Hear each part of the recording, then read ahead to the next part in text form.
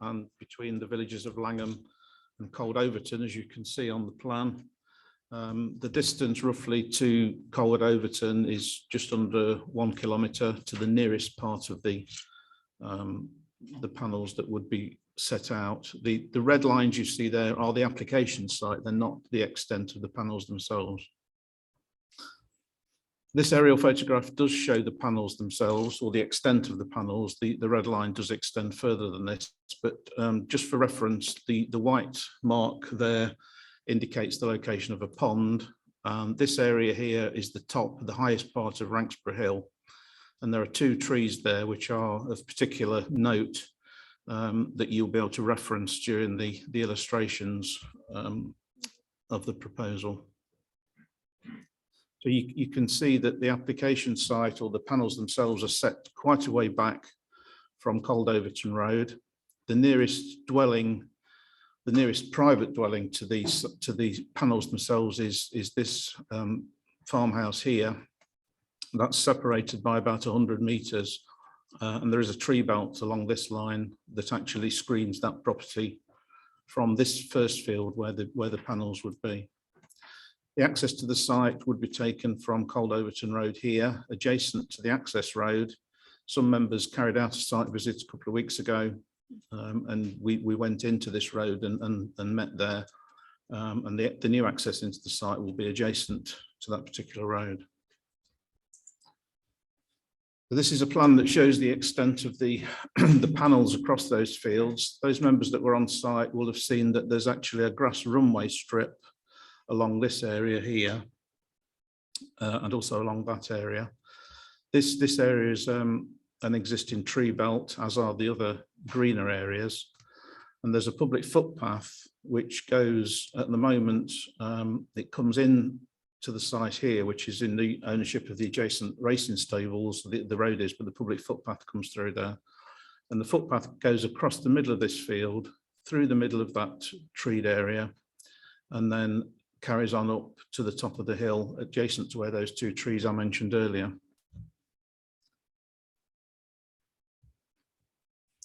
So that's a section through showing the typical arrangements. The highest part of the panels would be about 3 metres above ground, and there's various ways of attaching them to the ground, either simply by putting a single post, driving a single post into the ground, or sitting them on a concrete slab. Either way, they enable the easily removal of the panels in the future to enable the land to revert back to agricultural use. So this is a plan that shows the tree protection. So it's a bit difficult to see at this scale, but you can generally make out the blue lines that circle round the existing hedges and trees, and that's where protective fencing would be erected whilst the solar farm is being constructed to protect those particular trees and hedgerows in that area. Just go back to this slide. I didn't mention at the bottom, there's approximately 24 metres of hedgerow to be removed to allow for the construction of the site, including the access, but then 919 metres of new hedgerow would be planted to replace that, in addition to 87 new trees. And then there will be a considerable area of meadow seed mix to replace what is at the moment just the surface of the arable fields to keep that surface protected, essentially. This is a tree removal plan. Again, it's difficult at this scale, but you'll see that there's the red areas are the removal. So there's a little bit down here in the bottom corner where the access would be, and there are other small areas indicated in red where existing trees and hedges would be removed. So, but it is a relatively small amount of vegetation particularly compared with that that's proposed to go back in as mitigation. This is a plan that the applicant submitted that shows the line of the Langham Bypass and how it might be protected, although it goes through the sort of centre of the site of where the panels would be. But you'll see from the report and the addendum that there is no defined line for that Langham Bypass. It's not a proposal in any plans or documents. There is no reserved line for it. So it is an aspiration in the neighbourhood plan, but there are no firm proposals for it at this stage. So any bypass for Langham would be very much in the longer term. This plan shows the purple route, which is the proposed grid connection. So it would come down Cold Overton Road, along Burley Road, down Ashwell Road, and then down the Langham Bypass to connect into the substation at the bottom of Stamford Road. Western Power have indicated that they have already given an undertaking to accept the power from the development, and the actual connection of that cable would be carried out by Western Power Distribution under their own permitted development rights. So whilst the grid connection route is not part of the application, it would be permitted development for the electricity undertaker to provide that if and when it was required, should permission be granted. This is an example plan that was submitted to show the security fencing around, and I wasn't quite sure in briefing what was proposed here, because it looks a bit like one of those weld mesh fences that you get sort of around schools these days, but I was assured by the agent today that the proposal is actually for timber posts with a wire mesh with the holes in it about that big, that you'd see typical of an agricultural style fence. But it is for security purposes, and it is to keep out things such as deer. It is referred to as deer fencing, and you can see it's 2.4 meters high. So you'll see the illustration at the bottom is what I was imagining was going to be proposed, but it's not going to be like that. I think it's more like this this fencing here on the right hand side. Spread across the site are these inverter buildings. I'm told there will be 22 of them. And I'm told that the applicant is quite happy for them to be coloured dark green so that they don't stand out across the site unnecessarily. There are also some other there'll be a new substation next to the access.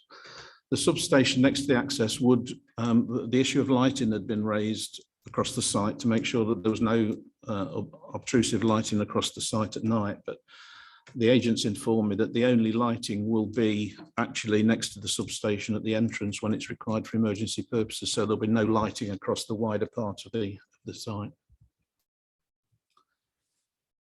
This plan, sorry, it's not very clear, but it does show those two trees here that I mentioned earlier in the pond here. But it does show the contours on the site. So here, between the contour line between those two trees is at 170 meters, raising up to 190 at the top of the hill. The extent of the panels is somewhere across this line. There's another small pond there that those members visited the site would have seen. And the line of the panels comes across the field in approximately this location. So the panels would be set at this highest point here, which would be at about 158 meters. So the highest level of a panel on that site would be approximately 12 meters below the level of those trees that you will see in the photographs in due course. This plan does actually show that existing footpath that comes through as I described earlier. So that's just going to that photograph. The next photograph is taken from here, looking across this field towards that belt of woodland, and you can see Ranksborough Hill in the distance. So the footpath at the moment goes diagonally straight across this field. It would have to be diverted to the right of the picture and around the top.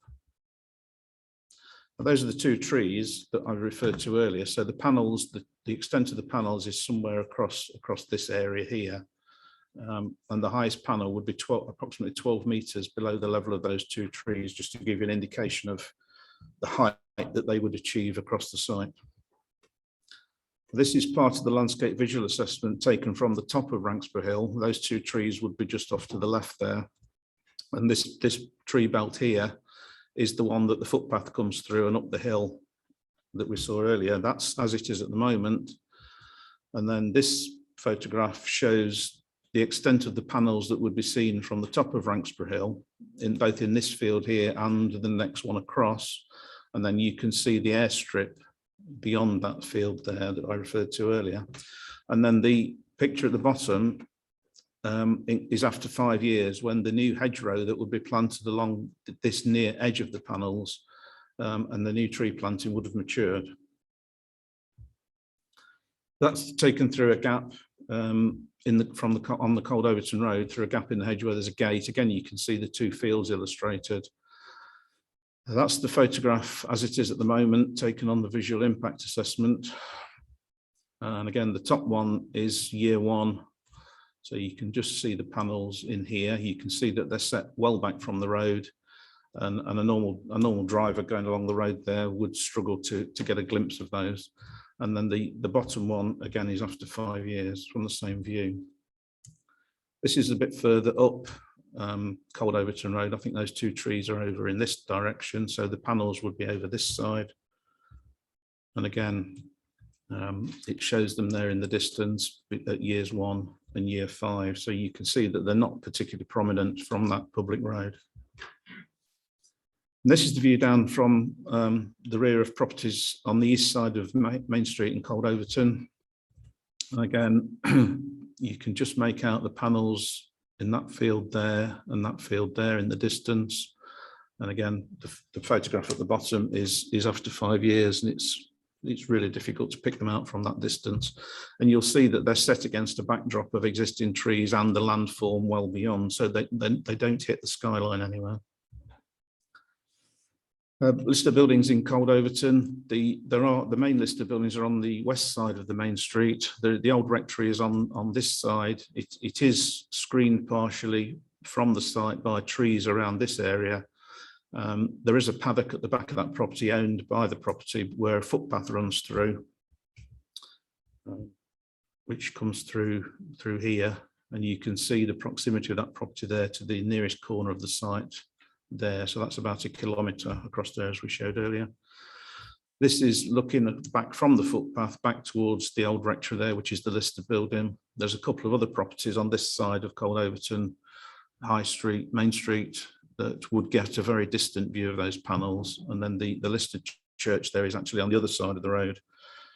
From ground level, there's no interaction between the listed buildings on that side of the road and the site itself. So in terms of the main issues, clearly the open countryside is the only location. Objectors have suggested that brownfield sites should be used, but members will be aware that the Rutland Brownfield Register is very limited. And some of it has been taken up by housing permissions already, and there's only about permission for another site for another 40 houses on brownfield land on our site. So the report sets out the proposal complies with the local and national policies that are set out in the report in paragraph 24, and those in the MPPF and the National Planning Guidance. The MPPF says that applications should be approved if their impacts are acceptable or can be made so. In terms of residential amenity, none of the panels would be visible from any dwellings in Langham. And as you see, there will be distant views from 2 or 3 dwellings on the edge of Cold Overton. There's a glint and glare impact assessment been submitted with the application that concludes that there wouldn't be any interference with any residential properties or the highway from that point of view. So there are no reasons to refuse the application based on the policy SB 15, which is design and amenity. In terms of landscape impact, you've seen the photographs that show the extent of visibility of the panels. They're limited to close views from the top of Ranksper Hill, where you would look over the top of them to the landscape beyond. The footpath would have to be diverted around the top side of those panels nearest to the top of Ranksper Hill. And when you're passing adjacent to those panels there, the long distance views would be interrupted for a short distance, but in the overall scheme of things, that has to be weighed up against the benefits of providing this amount of renewable energy. Your conservation officer is content that there's no impact on the Langham Conservation Area or its listed buildings. As I've explained, it's visible from one listed building in Cold Overton, but very limited. If we conclude that there's less than substantial harm to any heritage impacts, and if there is, it's certainly at the lower end of less than substantial. And as members are aware, that harm has to be outweighed by the public benefit. And in this case, again, the provision of this amount of renewable energy would outweigh that harm. In terms of the natural environment, the agricultural land has been classed as grade 3B. The NPPF does say that where large developments are proposed, it should avoid the use of best and most versatile land, which is that's higher than 3B. And it is, after all, effectively a temporary loss of that land, because the scheme is reversible by its removal, and it can still be used for grazing in the meantime. So most of the trees and hedges are retained. As I explained earlier, there's a huge gain in hedgerow and tree provision, which has been indicated on the plans, but it would be subject to a very detailed landscaping scheme that would be required by the condition. The new access onto Cold Overton Road is safer than one that was possibly looked at from the A606 to the north, because the visibility and the speeds are much better. The Highway Authority's got no objection. You will see that a construction management plan is required as part of any permission. As I've explained, the grid connection would be to Stamford Road. Western Power have indicated that they can accept the supply. It's not included in the application, but to some extent it's at a developer's risk, but it seems that Western Power would be able to do it under permitted development rights anyway.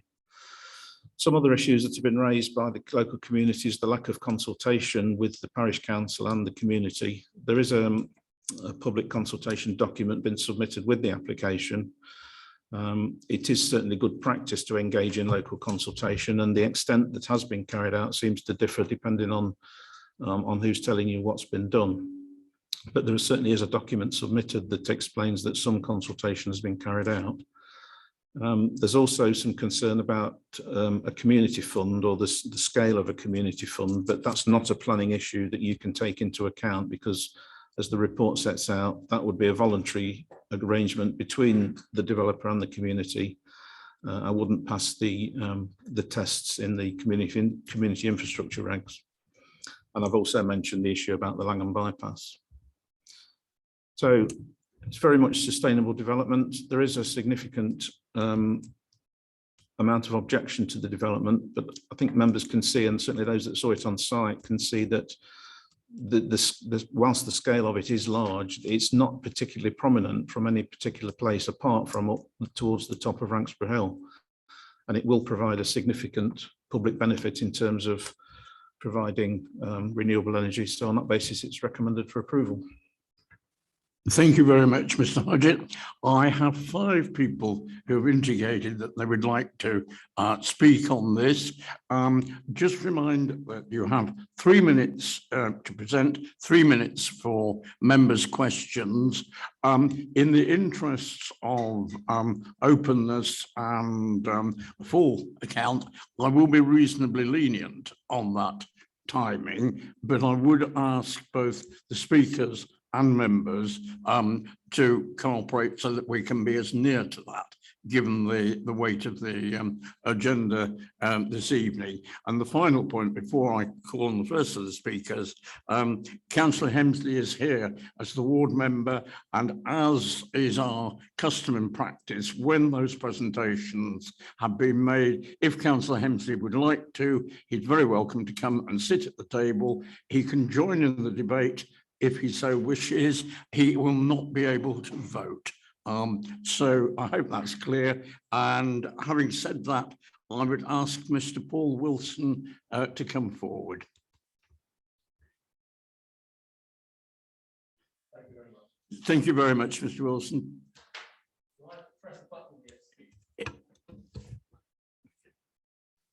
Good evening, everyone. Members of the Planning and Licensing Committee. I appreciate your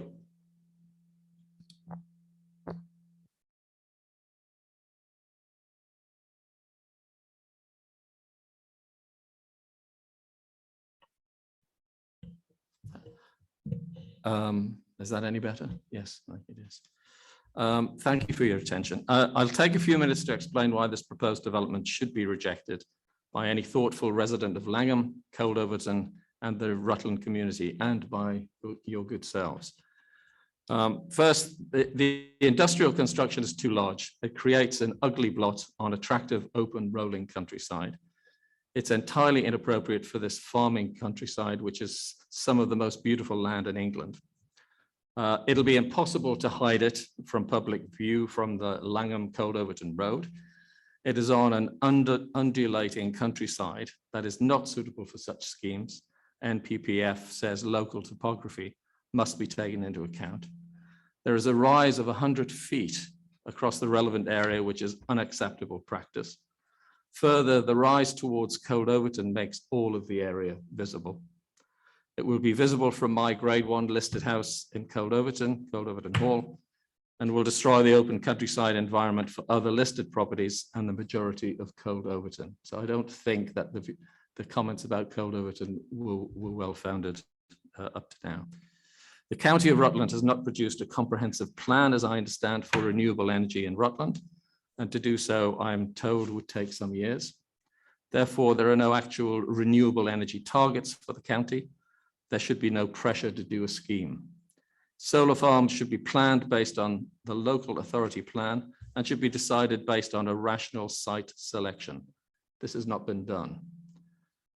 This random opportunity is clearly not in any way in line with any county plan which rationally selects an appropriate location. It's clear that such developments can be considered only after concerns of the local community are taken into account. In this case, the local community in Langham is clearly against this development. At least 75 letters of objection from voters were received, and only one positive letter, I am told, was actually circulated. Consultation with Overton residents, to my knowledge, has been zero. I have not met anyone in Overton who favours this development, so Overton is against. Melton Borough Council, I believe, is against this development. So listening hasn't happened, and certainly no modification of the scheme has taken place to meet residents' needs. The government insists that consultation must be done properly. The process for this application is, in my opinion, fatally flawed. This development should not be in beautiful, fully visible open countryside. First of all, industrial and commercial building roofs are preferable. Already blighted locations such as brownfield sites are preferable, and I haven't seen a list of those sites for Rutland. Down the sides of motorways and dual carriageways are preferable sites, and I again have not seen a list of those sites for Rutland. Alongside railway lines would be preferable, and again I do not see a list for Rutland. The planning process, in my opinion, has been bodged from the start. It has been conducted in a biased way. It is not based on proper planning by Rutland. There's no real urgency or need. Residents and the public's views have not been heard, and when some have, they are being ignored. The site is too undulating to hide and too large. As a result, Overton residents have consulted a barrister in Birmingham who will provide an opinion on the legality of your decision. Given the undeniable merits of our case, we will take legal proceedings. We will be contacting the council to sue based on an incompetent planning review. I would ask you if you can conclude, Mr. Wilson. I'm sorry? Thank you. That was it. Thank you very much. Thank you for being lenient on the time. Members, you have 3 minutes to ask Mr. Wilson. Oh. Councillor Beggy, and then Councillor Andrew Brown. Thank you, Mr. Wilson. Hi. You mentioned towards the end biased planning and incompetent planning, which are very serious allegations. On what are they founded? My understanding is that there is no plan within which this decision can be made, and I think that the council, as I understand it, should have a plan for how these developments should be conducted. The consultation has not been carried out in a meaningful way, and that must be part of the planning process. If it's not, then take that comment away. I don't think that the interests of the local community have been taken into account. No, I'll leave that. Councillor Andrew Brown. Thank you, Chairman. Mr. Wilson, you mentioned that Melton Borough Council is not in favour of this proposal. Why is that? And what's it got to do with them anyway?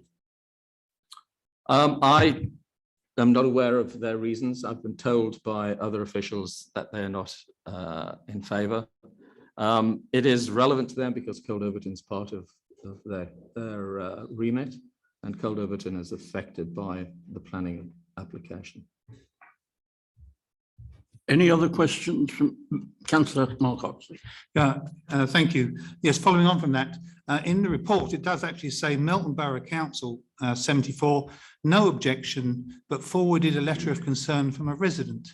So how can you say that Melton Borough Council are against it when actually they've put in to say that there is no objection? They simply forwarded a letter of concern from a resident. I've been told by an individual who would know these things that Melton Borough Council, in fact, was against the development. But they haven't formally notified us of the fact that that is the case. And as far as we are aware, there's no objection from Melton Borough Council. That's what we have in the officer's report. Okay. Any other members? Councillor Cross. Can you just clarify?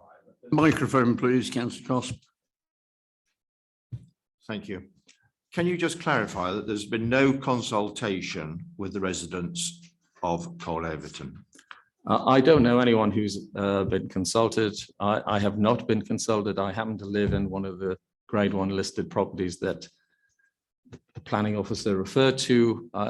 No one has asked me my opinion, and none of my friends in the village have been asked their opinion.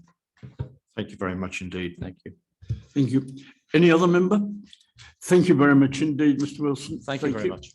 In that case, if I can ask Councillor Pat Overton to come forward on behalf of Langham Parish Council.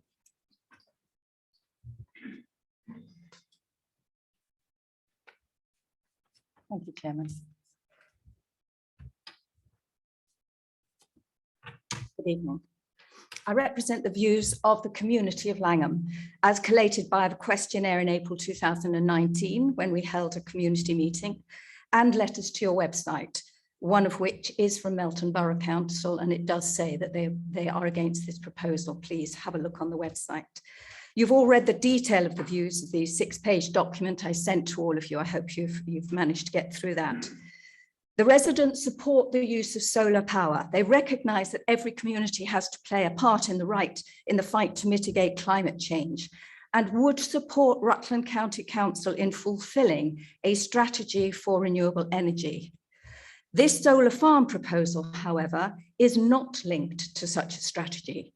It is larger than 97% of solar farms in the UK. Why? It's located within 50 to 100 metres of the nearest residence. Why? It brings no benefit to Langham or Rutland at all. None of the electricity is used by us. Why not? It fundamentally changes for an entire generation, not short term, both the character of the open countryside and the setting of a conservation village. And it is being forced through by developers who have clearly demonstrated not only a disinterest in the views of our community and the community of Overton, but have done everything to block and ignore them. The government, in their paper Government Planning Practice Guidelines, points to the National Planning Policy Framework statement that says, quote, all communities have a responsibility to help increase the use and supply of green energy, but this does not mean that the need for renewable energy automatically overrides environmental protection, nor does it override the planning concerns of the local communities. Our objections to this proposal are precisely because the proposal does override environmental protection, and the developer has not only overridden all community concerns, but has also refused on many occasions to engage or to respond, has ordered Langham Parish Council to stop communicating with them, and has failed to follow up on any agreed actions or queries. The government, whilst pointing out to the BRE best practice guidelines, which they advise developers use, requires adherence to the NPPF. And the following 5 points, if I may, Chairman. The first is, it says solar farms should be sited in accordance with the local authority's renewable energy strategy, where first the need for a solar farm is determined by yourselves, by the local authority, and then through rigorous and careful selection of size and location, This is not how the size and location of this particular development has been decided. It was chosen solely because there was a financial gain to the landowners and to the developers. The planning officer himself has said the solar farm must be located here, as there is nowhere else in Rutland that can accommodate such a large solar development. I'm sorry, Chair, I understood I had 5 minutes. But if you wouldn't mind, I would be grateful. Thank you, Chair. Yes, I will. If you get your 5 points in as Speedily succinctly as I can. as you can. Absolutely. Thank you so much, Chair. But where it's stated that where is it stated that there is a requirement for a solar farm of this size, let alone one on a greenfield site or one that hasn't been allocated by due process? The second point is solar farms should preferably be located on previously developed land such as Ketton, North Luffenham and Woolfox, rather than in open countryside and arable land, which this solar farm is. The third point, ideally a community should benefit from the output of the solar farm. Neither Langham nor Rutland will benefit from this electricity, as the owners of this completed development will receive payment for electricity going directly to the national grid. The statement that this solar farm will produce enough power to power half of Rutland is merely a description of an output. It is not a description of the destination. Fourthly, the development must, in quote, not ride roughshod over the community. This is precisely what the developer has done by avoiding blocking and ignoring comments. This is evidenced by 99% of both the attendees at the April meeting and the written responses to the website. The consultation document presented, and I did bring it with me, but I've left it in the car, has 40 inaccuracies, exaggerations, or inferences that are determined to mislead. I'm sorry, I really must ask you to come to a conclusion. I would appreciate finishing. Thank you so much, Chair. So long as you can finish quickly. Yes, I will do speedily. The well-being of the community must be a material consideration. So in conclusion, Chair, we ask the committee to refuse this planning application because it doesn't adhere to government guidelines. We also recommend that this developer be informed that their strong tactics will not be tolerated in this county, and that they are seriously mistaken if they think for 1 minute that you, ladies and gentlemen, would not see that by approving this application, you would also be condoning not only the behavior of this developer, but also the disregard of government guidelines. So finally, if Rutland County Council, via their renewable energy strategy, determines a need for a solar farm in Rutland, and through a rigorous site selection process allocates a site of appropriate size and ideal location in Langham, then the community of Langham will work collaboratively with a reputable developer in the knowledge that their views will be honestly reflected in the final proposal that reaches your consideration. Thank you very much. Thank Members, you have further 3 minutes. Councillor Oxley. Just to seek clarification, you say that the electricity is going into the national grid, so it won't benefit Rutland. Directly. Yeah. Where does Rutland get its electricity from? Indirectly. From correct. the national grid. Directly. It doesn't benefit Rutland directly. So where do you get that information from? Because it's not fed straight into Rutland, as many solar farms of this size in Europe. No, I'm are. asking for clarification. Yeah. We get our energy from the national grid. Yes. This is going into the national grid. Yes. So how is it not benefiting Rutland? Which is why I said, Councillor, it doesn't benefit us directly. Okay. Indirectly, it most certainly does. Okay. Other members, any questions? I saw Councillor Cross fractionally before Councillor Beattie. I'll apply my finger to the microphone again, Mr. Chairman. Could you just confirm that in the parish council's opinion, this developer has totally disregarded the government recommendations for full consultation with the local community, and in fact probably put matters, between you and them? Indeed, I can, Councillor Cross. I sent through a 6-page document to all of you, and in there, on page 5, I listed all of the attempts made by Langham Parish Council to engage Elgin and Pegasus, and I've explained everything that happened there. We received a letter from Pegasus saying, you will not continue talking with Elgin, you will talk with us. Then Pegasus put some information on the website telling the community, please contact us if you wish us to come and speak to you about this proposal. A number of us wrote in to say we would be very interested for you to come and speak to us. Not only did nobody get an acknowledgement that they had asked for that, certainly nobody got a visit.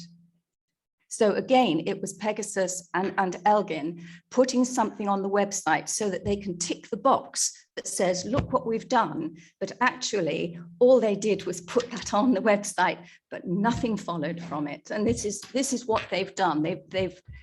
Our sense is that what they've done is they've looked at the boxes they have to tick, and they've said, we know we have to tick that one, but they have not followed through at all. Oh, and sorry, Councillor Cross, they were invited to a community meeting in April, pleased to talk to us, and they didn't come. Thank you very much indeed. And I could just clarify that the village hall would have been freely available for these developers to put on a presentation had they so wished. I have a copy of a letter that says, dear sir, we would be prepared to set the meeting up, to advertise it for you and to organise it for you. We would like you to come, and they refused. Thank you very much. Councillor Beggy.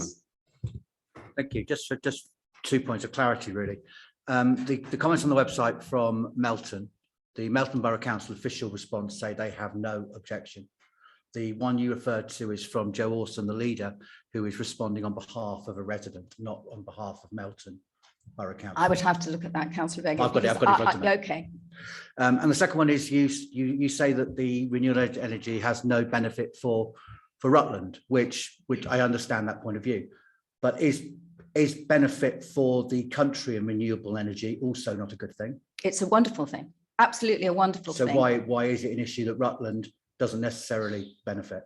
I think if you look at solar farms of this size, and I think it's about solar farms of this size, solar farms of this size usually feed into the business or the community that they juxtapose. In this instance, they don't. So if you look, for example, at Uppingham, the solar farm at Uppingham feeds the sewage works. No, but my question was, why is it not a benefit? I'm not saying it isn't, and I didn't say it isn't. No, but you are saying it's a negative. I said it's not a direct benefit. It doesn't come straight into Langham. But it is one a of the benefit to things the we country. suggested to Elgin, Councillor Beggy, was that perhaps if they fed the electricity straight into the residents of Langham, such that our electricity was slightly less expensive, wouldn't that be a good thing to do? Wouldn't that help the community? And they refused even to talk about it.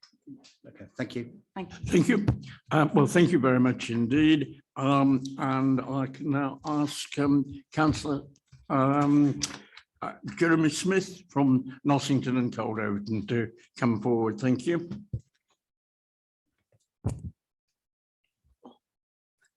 Thank you, Mr. Chairman. Good evening, ladies and gentlemen. My glasses on. I'll endeavour to keep this to 3 minutes. I've rehearsed it and it should be about 3 minutes, so bear with me.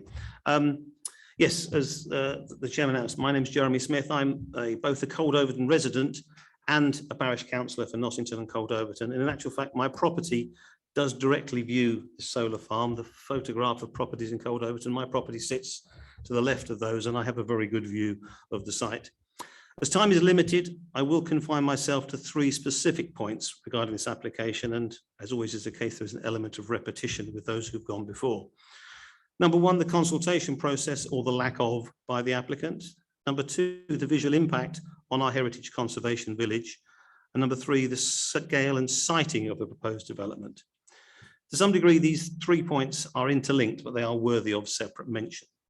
As I think you've probably got the flavour so far, there has been no consultation whatsoever with Cold Overton residents or the parish council, despite many points raised in response to the original application and some very detailed queries raised by a number of residents in the village. The visual impact on Cold Overton has, by the applicant's own admission, gathered insufficient information to demonstrate that it will not result in significant harm to the residential receptors and/or heritage assets of Cold Overton. They go on to state in their reports that their conclusions are based on a proxy view gained from a fixed viewpoint and the associated public footpath. The actual views gained by the residential receptors in Cold Overton may differ to a considerable degree, but this has not been confirmed due to a lack of access. Ladies and gentlemen, in the 2 years since this original application was submitted, and despite the numerous objections made by residents and the parish council, no attempt has been made by the applicants to visit and assess the visual impact to properties in Cold Overton. In fact, government guidance in the National Policy Planning Framework states that any such applications must take note of 1, the impact on the local environment, 2, the views of the local communities, and 3, the local topography. Clearly, points 1 and 2 have been ignored. With regard to the third point, the guidance on the NPPF on large-scale ground-mounted solar farms states that they can have a negative impact on the rural environment, particularly in undulating landscapes. And please note, this proposal is 560 times larger than the definition of large in the government guidelines. The development proposed is substantial and has an elevation difference of about 100 feet. It covers an area of almost 128 acres. That's the equivalent, to visualize it, of 15,000 cars parked. 15,000 car parking spaces. And it is located within an exposed and undulating rural location within the High Rutland, Leicestershire and Vale of Catmo's landscape character areas. There is clearly a breach of government guidance that such large-scale developments should actively avoid rural, undulating and sensitive sites, and this appears to have been totally ignored by the applicant. In summary, members, while your planning officer has recommended acceptance, it is up to you as a planning committee to review his opinion together with the factors outlined here today and to consider the matter. Indeed, I put it to you, it is entirely appropriate and well within your remit to reject this application on the grounds of the enormous visual impact it would have, especially given the apparent conflict with clear government guidelines. I put it to you that you may feel it appropriate to refer the matter back via your planning officer and to ask for a more proportionate and smaller scale proposal to perhaps be resubmitted. Thank you very much for your time, Mr. Chairman. Thank you very much. Members, questions? Councillor Beggy, sorry, I didn't see you. So I've just come across this information on the website. Was an exhibition held in Langham Village Hall on the 29th of January 2019? I believe it was, but that was not advertised to anybody in Cold Overton. We knew nothing about it until after the event. But it did happen. I believe, I'm told it did. I don't know. Nobody attended because we didn't know about it. Thank you. Other members? Well, thank you very much indeed. Thank you, Mr. Thank Chairman.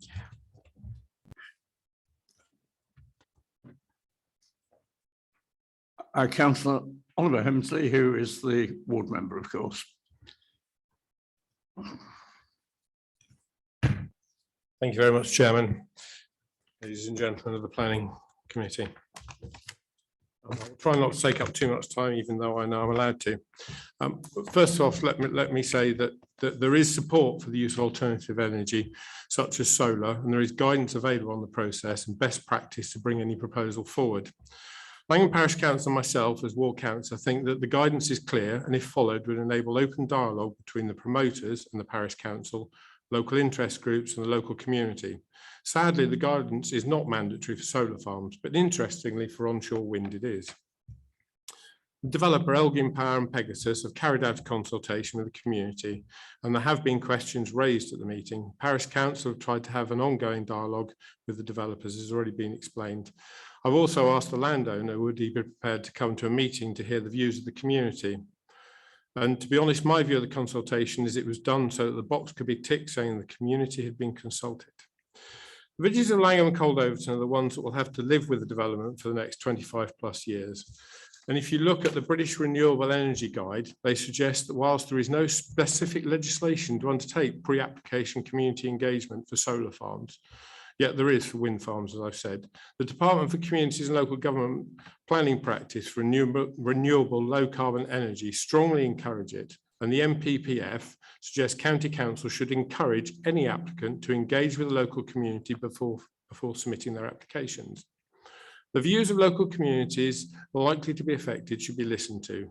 The deployment of large-scale solar farms can have a negative impact on the rural environment, particularly in very undulating landscapes, as already mentioned. However, the visual impact of a well-planned and well-screened solar farm can be properly addressed within the landscape if planned sensitively. The area that is on the level would be easier to successfully screen and would create less impact. There is also a footpath that cuts through the proposed site, and whilst it could be removed, it would not make sense to reduce the footprint to being on the south side. Sorry, would it not make sense to reduce it to being on the south side of the footpath, allowing the balance of community and enterprise to meet more harmoniously? British renewable energy, community engagement should also be high on the list of solar developers for the following reasons: maintaining a positive reputation for the industry, reducing opposition, and as an opportunity to challenge negative perceptions, addressing concerns. Unwarranted concerns can often be allayed by the process of talking them through, identifying issues developers have missed, tapping into local knowledge, i.e. types of plants that grow best, busiest roads to avoid for construction traffic, and also building a support base, meeting the expectations of local authorities and councillors, and failure to take time to engage with the local community will reflect badly on the developer. Establishing and maintaining a relationship with the community who will be the solar farm's neighbours for the next 25 plus years, and where people are involved and well informed, it may hasten the decision-making process. If these points suggested as best practice and strongly recommended had been used, I'm sure that there would be more local support. I would ask that it's taken into consideration when deliberating this application. Often, opposition to proposals is driven out of fear of change. And if there is open discussion of the issues and concerns, often this helps to allay the fears. But we have had promises of sharing information on the community benefit. So far, nothing has been forthcoming. There have been questions around the overall size and would there be consideration of reduction. There has been an offer to protect the route for the Langham Bypass as long as there was compensation for this. Offers to meet residents with concerns, but to date they have been unfulfilled. The size is the major concern, but little offer on reduction. And the reasons for reduction come back to my previous comment on the slopes being included, making visibility of the surrounding area more prominent. The engagement could have been a win-win solution. The closest neighbours and the nearest settlements, the local community leaders, the local school, other local interest groups, even the MP and the county councillor. There is a requirement for listed buildings in the area should be contacted. This was not completed fully. As I mentioned earlier, there's been no open dialogue, and the information that was shared with you all by Langham Parish Council shows this. Historic England, Rutland County Council must account for impact of solar farms on listed buildings. And there is a Wiltshire judicial review where the permission was overturned due to failure to consult with owners of listed buildings. But with no consultation by Elgin with owners of Cold Overton just 1 kilometre away and overlooking the site, the Old Hall Grade 1, St John's Church Grade 1, Old Rectory Grade 2.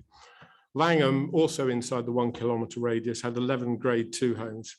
I understand that there is a measure of harm regarding this, and it's reduced with distance and other factors. But I also understand, as the community of Langham and Cold Overton do, that this is a subjective measure. So my question is, what would consultation consist of? I looked it up in the dictionary: a meeting to discuss something. Langham Parish Council looked to the Rutland County Council and its planning committee to insist that the solar farm in Langham should be one that is acceptable to all parties by firstly refusing this application as it is presented today and advising the landowner and developer to work with Langham Parish Council and the Langham community and the Cold Overton community to bring back to the table a mutually acceptable proposal as soon as possible. I would suggest that this opportunity for Rutland County Council to make a clear statement on what is expected when there is consultation on a planning matter, such as a solar farm, and the applicant is asked to engage with the local community and bring back a proposal that has truly been consulted on and has had the concerns and oppositions explored. The issue are the planning aspect is the size, the visual impact that this creates, and the other matters. I know they're not about planning, but about community engagement and the offer of the community benefit, with which the consultation and open dialogue could have easily addressed. I know that the applicant may ask for this application to be determined as presented, but I hope that there will be consideration of the benefit to revisit the consultation and then bring back the application. Thank you, Chairman. Thank you very much indeed, Councillor Hemsley. Members, any questions for Councillor Hemsley? Councillor Andrew Brown. Thank you, Councillor Hemsley. Just a point of clarification, is there a legal requirement for the developer to consult the local community on these solar farms? There is not a legal requirement, but it is suggested as best practice in pretty much all the documents that sit around solar farm and development of.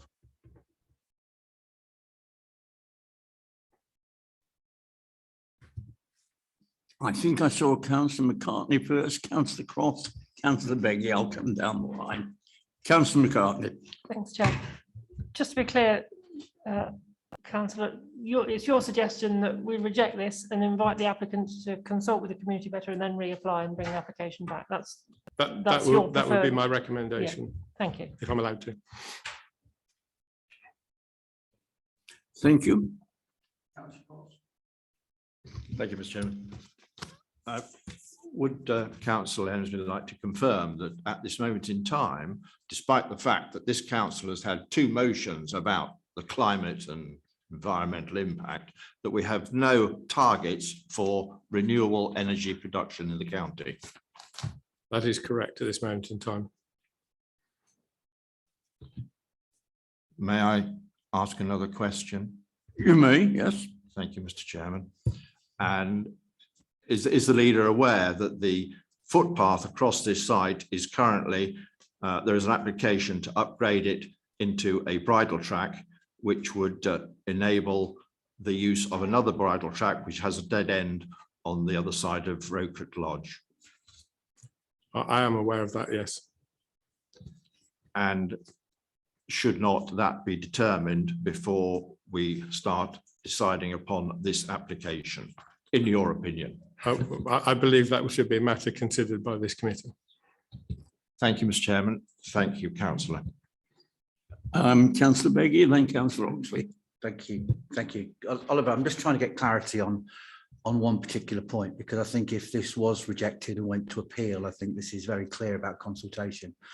I want your view on the consultation that took place on the 29th of January 2019 in Langham Village Hall, where they quote areas of panels in the northern position of the site were removed after that consultation. The revised route of the footpath was changed to only a small diversion, etc., etc.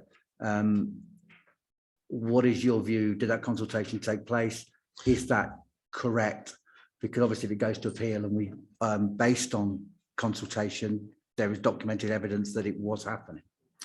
There was consultation on that date, and obviously some of the information that was taken away was the size, and I think you saw the original plan was probably the original size of the suggested development. My view is that while there are some small adjustments, it was not really addressing the issues that were raised in the consultation process. It was more brushed under the carpet once they tick that box.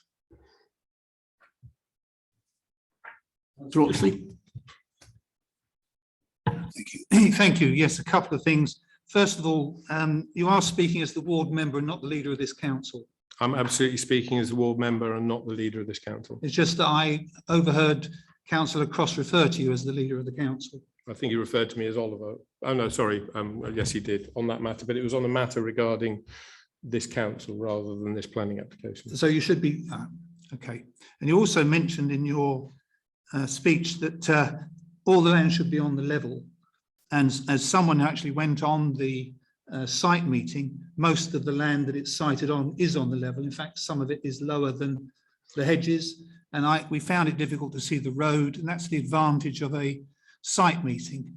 And it was stressed by the officer who was present that they have gone to great lengths to ensure that it is on the lowest levels possible on this ground. Would you clarify that?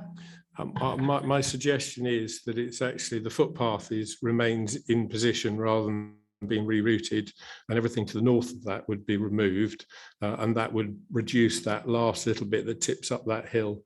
I know the site quite well, having been a local man. Any other questions?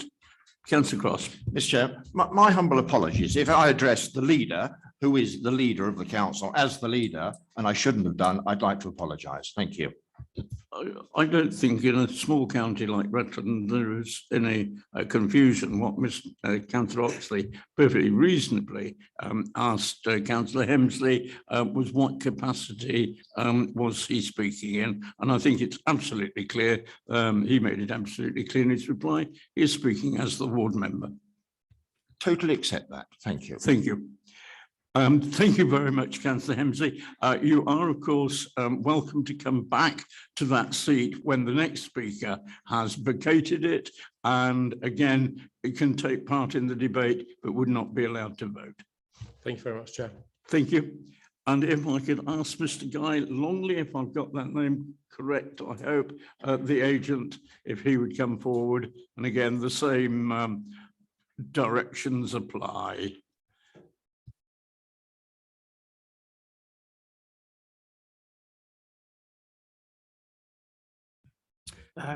Thank you, sir. I have it timed for 3 minutes, but I'd hope I have a little bit more extra time given the length of the other speakers. Good evening. My name is Guy Longley, Director at Pegasus Group, and I'm speaking on behalf of the applicant. The officer report deals comprehensively with the relevant planning matters, so I'll not repeat them, but I'll make a few points. Grid capacity in Rutland is extremely limited, but this application has a connection capacity agreed with the local grid operator. This capacity has been checked and confirmed by your planning officers. Therefore, this is the only site within the Rutland area that can offer a location for renewable energy generation. Such generation is important to the council, and the need for such developments has been made clear by the adoption of the motion that all strategic decisions need to shift to carbon neutral by 2050. The applicant, design team, and council officers have worked together to compile a best fit layout for this site, which has resulted in a reduced scheme offering more mitigation planting. It is the reduced scheme that is to be determined tonight. In relation to heritage, predetermination archaeological trenching across the site has been completed and concludes that there are no heritage assets on the site that need further investigation. The council's heritage team have also determined that this proposal does not affect the setting of any listed buildings in the area. The site is used for agriculture, but is not best and most versatile agricultural land. Soil survey work has confirmed this. Those opposed to the application raised concerns that there was no capacity in the local grid system for this development to export its electricity. The council officer has progressed this concern with Western Power Distribution, who operate the local network. Western Power confirmed that the applicant has an accepted grid offer, which does not need any of the proposed grid reinforcements, which are necessary for the wider area. As this development would not have to wait for the reinforcement works to be completed, renewable electricity can be entering the local grid system this year. Any other renewable energy scheme that comes along would have to wait for some time for the grid reinforcement works to be completed. The officers and the applicant have considered the concerns of the local community on the potential visibility of this site and how it will affect the use of the local area. As you've already heard, the nearest property is approximately 100 metres to the east of the site and has no visibility of the solar panels due to existing vegetation screening. The site and the mitigation screening have been specifically designed to limit the opportunity to view the site when in the local area. Footpath D85-2 currently crosses 2 of the fields which would house solar panels. The design of the site has been minimised to minimise the impact on users of this footpath by proposing that a section of the footpath is diverted to follow the boundary of the solar farm. The diversion is approximately 200 metres longer than the current footpath route. The layout for the solar farm proposes new hedgerow planting along the route of the proposed diversion to limit views of the solar farm. Views would remain open on one side of the footpath, so users would continue to have views over the countryside, although it's acknowledged to be reduced as they use the footpath. The loss of views from a short section of footpath versus the clear renewable energy benefits with grid capacity immediately available is the judgment to be made in the planning balance. Planning officers are recommending approval of this application as, in their professional judgment, the application complies with national and relevant local planning policies and offers planning gain far greater than the effects experienced by users of a short section footpath. And if I may, so I'll just briefly refer members to the statement of consultation that accompanied the application, and that sets out the consultation that has been undertaken by Pegasus Group, our Cirencester office, which involved a public consultation event in January 2019, leafleting, website, further letters to households in the area, And again, I should emphasise, the proposals have been amended in response to the comments that were received. And the application before you is a reduced scheme with additional landscaping. Thank you, sir. Thank you very much indeed. Questions? I saw Councillor Beggy first, then Councillor McCarthy. And then Councillor Oxley. Thank you. If I may have 4 comments, if that's okay, I'll make them very brief. Firstly, just a comment really. I believe you said this is the only site in Rutland. I think Essendine and Rye will be very pleased to hear that. So obviously it is not the only viable site. Point 2 about consultation. You mentioned letters and leaflets. I assume, as this is obviously a point of contention, you've brought examples with you to show us? Sorry, I missed that. Sorry. Can you speak up a little bit? Sorry, apparently you mentioned leaflets and letters. You know that's a point of contention. Have you brought examples to show us? It's all set out in the statement of consultation. I haven't brought documents with you, but that is in the statement of consultation. You haven't brought the evidence to show that it happened? It's set out in the statement of consultation that was submitted with the application, and that's on your website. Okay, so no evidence brought. Thank you. You mentioned that the reduced size. Seemingly one of the issues with the local population is the size. Are you open to discussion more with the local population about reducing it so everybody is happy with the final outcome? We've already looked at a reduction of the scheme, and that's the revised scheme before you tonight. And I think that's the matter for consideration tonight. I can't really comment further than that. Thank you. And just a final question, just for my own benefit: the solar panels themselves, where are they produced and under what conditions? Again, that's not something as a planning consultant I'm aware of. I can provide further information potentially, but I don't. That's not my aspect. No more questions. Thank you, Chair. Thank you, Chairman. Can you confirm that you were contacted by Langham Parish Council and did in fact? Sorry, I'm really struggling to hear you. Can you confirm that you were contacted by Langham Parish Council and did refuse to meet with them? Again, that's not my understanding. My understanding is that we have sought to engage and have had dialogue with the parish councils. But again, obviously, there's 2 different views on that. I can only comment on what I understand to have happened. Thanks. And the other thing is, I'll take a little bit of exception to your comment that this is not the best agricultural land. Most of the land east of the A1 is the best agricultural land. There's not a great deal of grade 1 agricultural land to the west of the A1 at all. So I think based on that suggestion, we'll be putting solar panels on most of the country, and I'm not particularly happy with that comment. So I think the committee ought to be just aware of that. So yeah, floodplains and fenland aside, I think we have got to farm most of the land in the country as sympathetically as we can. I mean, there is a definition of best and most versatile land, and this is 3B, and that's been confirmed by soil sampling. Councillor Oxley. Which brings me to my question. What plans are there for sheep to graze amongst the solar panels? Yeah, I mean, that's an opportunity with any solar farm, to allow us that to take place, that there's scope for continued effectively agricultural use. And again, I think in the officer presentation set out the benefits, ecological benefits that can accrue, quite significant ecological benefits through planting for wildflowers and so forth, which are often part of the proposals. Are you aware of any farmer?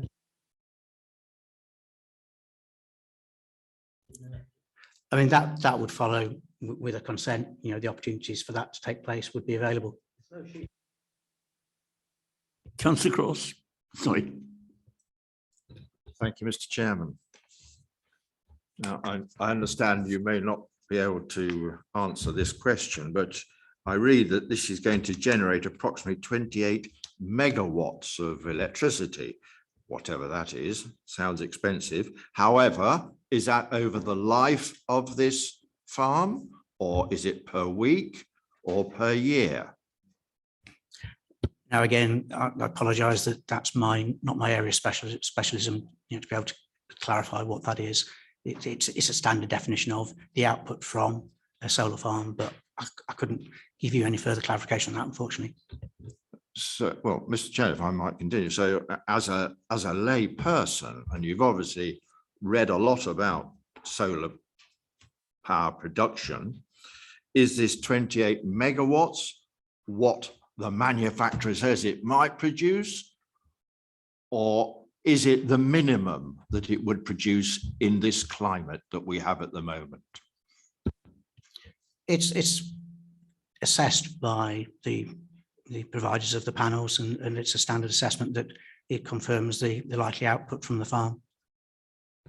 The likely output, not the actual output.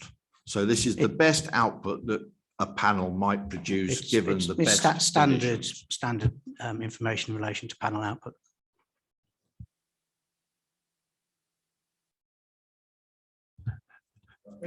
Mr. Chairman, that we haven't got someone that could answer such questions. Thank you. Thank you, Councillor Cross. Thank you very much indeed. Again, Councillor Hemsley, if you would like to come forward to the table, you're very welcome to do so.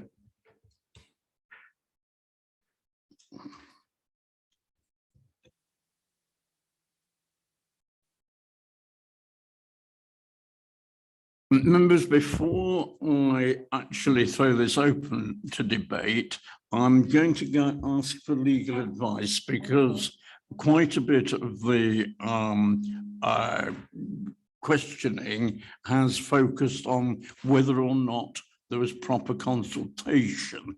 Now, my understanding is that we are here to decide on a planning application, not about the manner in which it proceeded. But I would like to just check to my right from the legal officer if she could just clarify to us whether from what she's heard this evening and in the papers, whether it has met the legal requirement for consultation, because otherwise I can see us spending a lot of time on divided opinion of whether it was appropriate or not. I don't want to inhibit debate, but I welcome the advice. Thank you, Chair. There is no legislation to say that that solar panel developers do have to take pre-consultation. However, there is the very, very strong guidance that obviously that there should be community engagement before any applications put in. So clearly the bar has been met in terms of what we've been told and what's in the committee report, that there has been an engagement. Now I can see that there has been, from what's been said tonight, that there's been some issues with some people not saying that it's been enough or what it hasn't. But if we're looking purely legislatively here at what a developer has to do, then there is no specific legislation like there would be on wind turbines or something like that, when it's an absolutely mandatory requirement that they have to do it. Here, it is only a guidance, so it's strongly suggested to pre-engage, to deal with some of the issues that we've done tonight. So just looking at it from a legal perspective, they have met the bar of what is necessary and required for you to be able to obviously consider this application. Thank you very much indeed. I hope not. Councillor Cross, yes, it's relevant to this. Always a most relevant legal point. I take on board what our planning solicitor has said. However, we are all independent councillors. And if we deem that proper consultation has been deliberately not been undertaken by any developer, I believe that should, in my humble opinion, should be taken into account. Now, I would like clarification as to whether I am right or totally as normal out of order. I don't think you're out of order, Councillor Cross. What I was hoping to establish was that where the democratic side of it, which is what you alluded to, we quite reasonably can comment on. But I also wanted to establish that the applicant had not breached any legal requirement, because if he had, then we have a very short meeting in front of us. And I think we've just had the advice from the legal officer. So therefore, it doesn't in the least preclude you from making comments which you think reflect the views of the population, the local community. That is absolutely fine. What I did not want to get involved in was laymen trying to take legal decisions. That is all. Heaven forbid, Mr. Chairman, that ordinary people should make any decision. However, now this is quite a sensible question, in my opinion. I understand that this council should have encouraged the developer to fully engage with the local community. Now, did that take place? As an equestrian, Councillor Cross, you would know that horses and troughs and drinking are three separate entities. In other words, you can give as much advice as you like. And I don't want to be sidetracked. This is the whole point of this. I do not want to be sidetracked onto quasi-legal considerations when we're here to determine the planning application. So I think it's made it absolutely clear, as clear as it can be legally, it is guidance. There's no breach of the consultation process on behalf of the developer, and so therefore we do not go down that route. We can certainly, and I expect you to do so. I'm sure you don't need any encouragement to do so, and the ward member is here as well to make sure that the views of the local community are heard, and it's there clearly. 75 letters of objection. You know, there's no question of that, and I don't want to inhibit that. I do not want to get us in the position where we, on spurious legal grounds, be potentially refusing an application which will leave us very vulnerable in the event of an appeal. Mr. Chairman, I fully understand what you have said, but we have been informed this evening, rightly or wrongly, that we as a council should engage with developers to encourage them to engage with the community, which is what we councillors are all about, engagement, talking to the community. And it was a simple question: have we as a council engaged with this developer to encourage them, in fact, more than encourage them, to engage with the community? I wasn't trying to take a legal line or anything, but that had been mentioned in some of the discussions we've had tonight. That was all. Thank you. I just asked the legal officer to come in again for the final time. Thank you.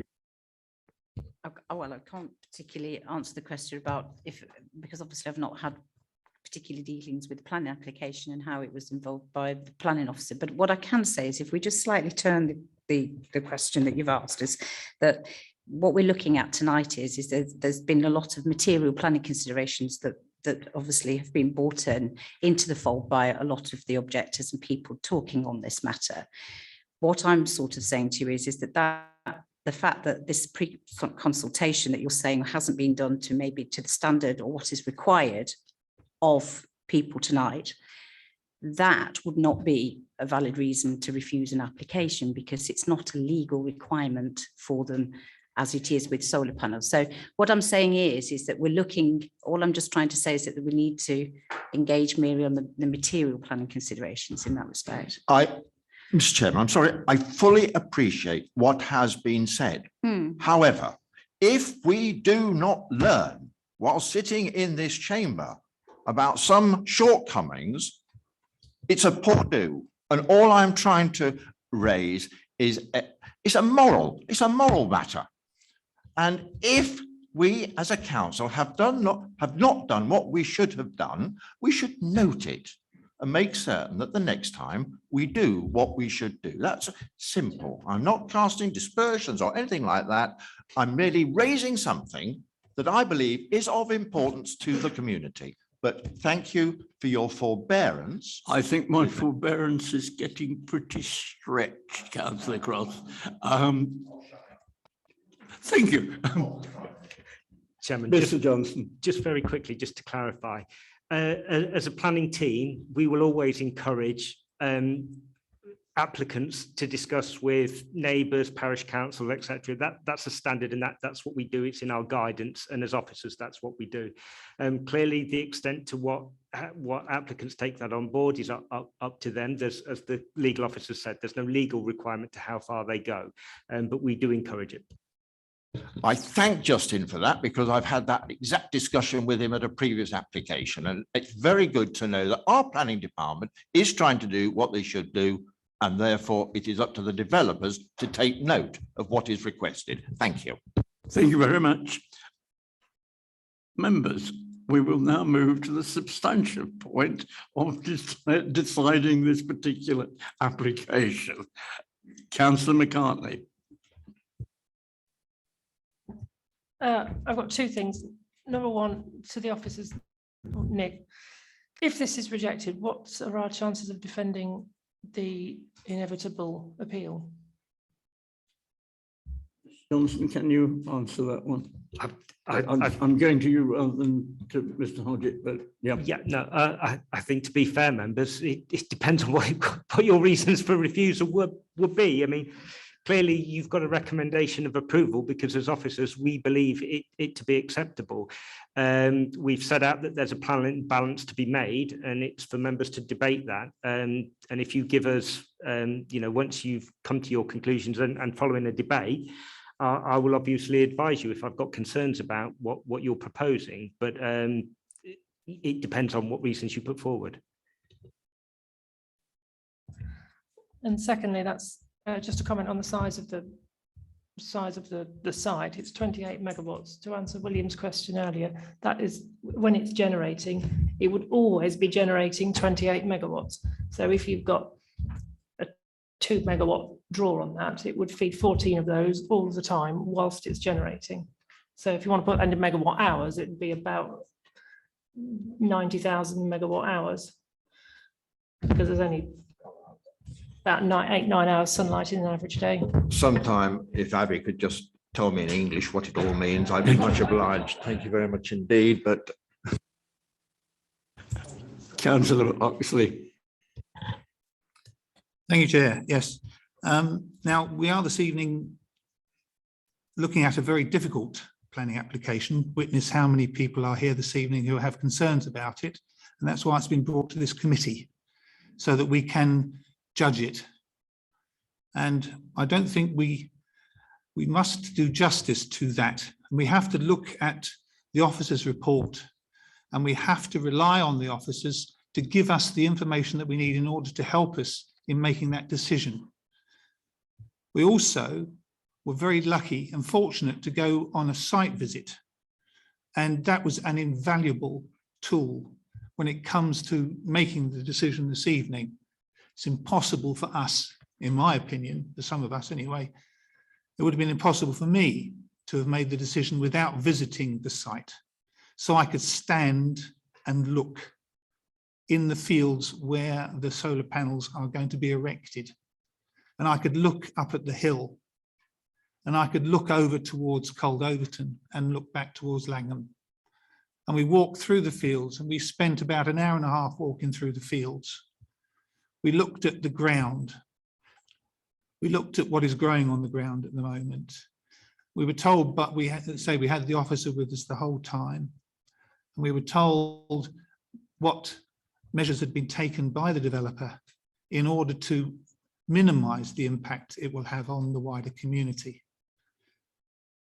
And I believed what the officers told me, and I still believe what they tell me, because they are best qualified to tell us. And I can understand people's concerns. I really can understand people's concerns.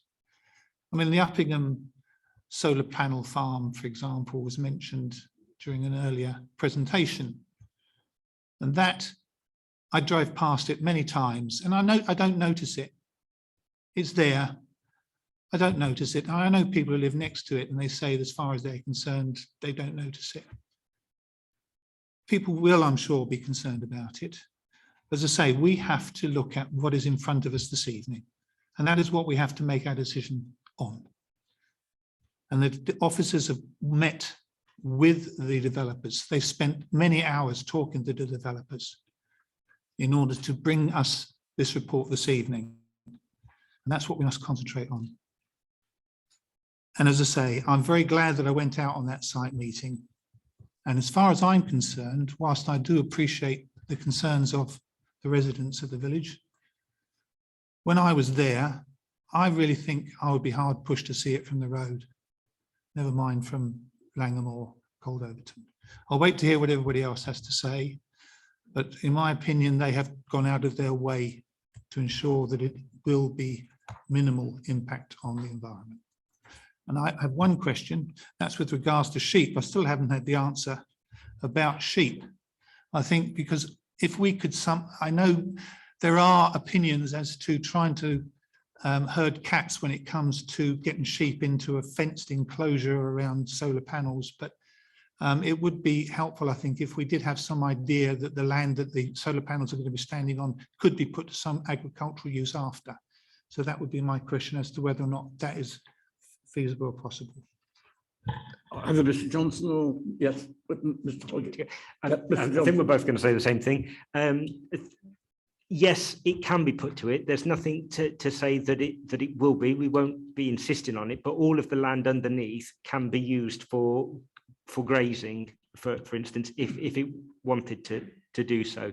There's, as Nick's already said, there's a lot of planting and wild grass seed, etc., to be undertaken, but there's also the potential for grazing under and around the panels.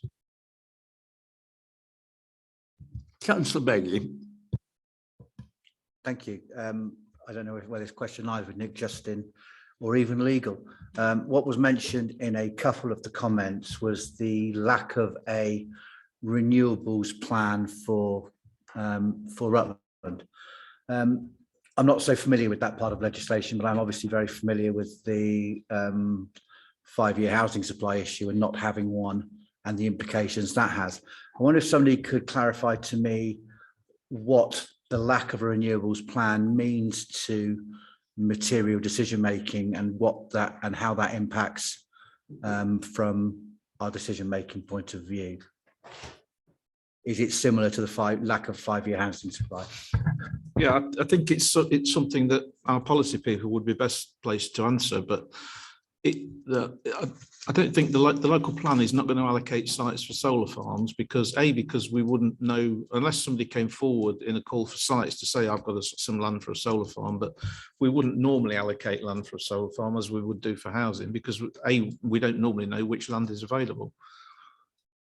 So we don't have renewable energy targets as such. We can only rely on the national situation as it stands at the moment and the other decisions that you've taken on climate change that should influence your decision.